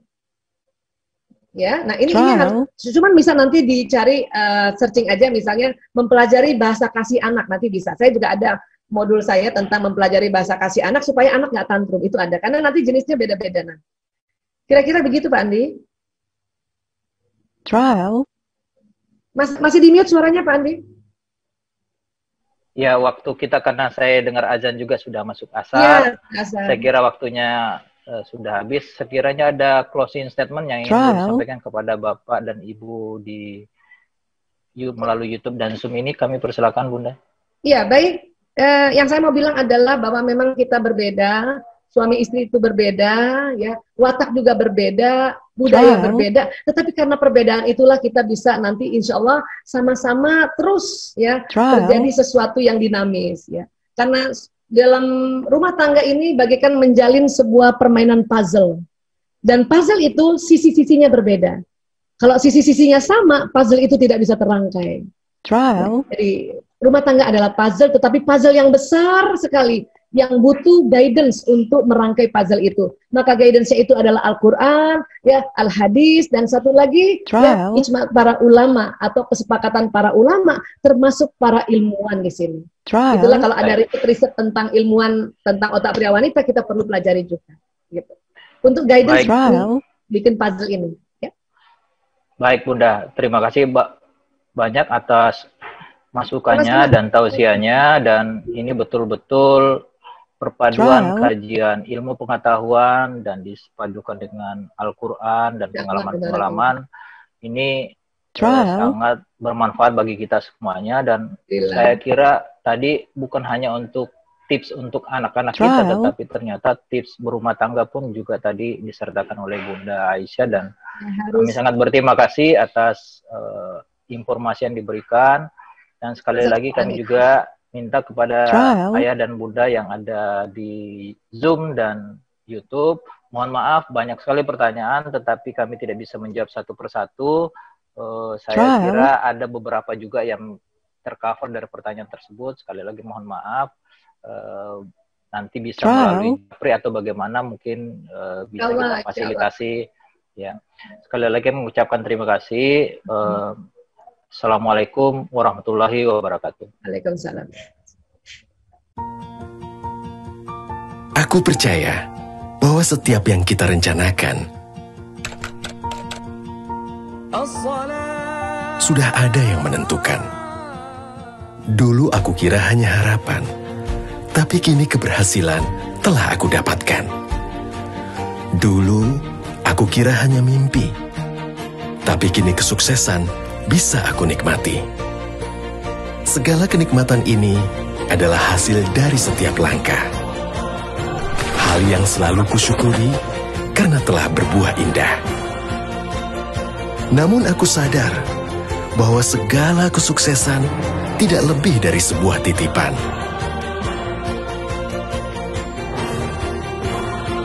Dan aku ingin membuatnya menjadi lebih berkah dengan berbagi pada mereka yang membutuhkan. Karena ini prioritasku. Dan aku percayakan prioritasku ini pada Mandiri Syariah Priority.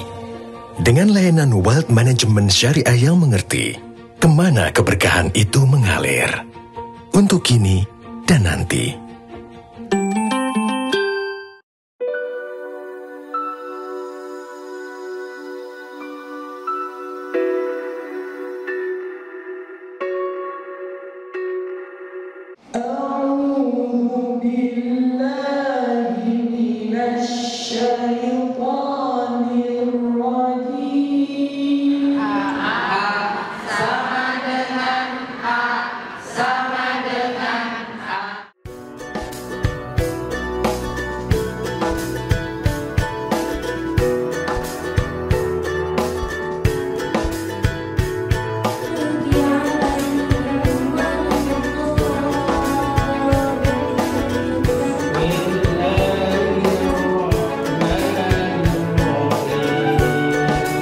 Ketika Allah ingin ciptakan Adam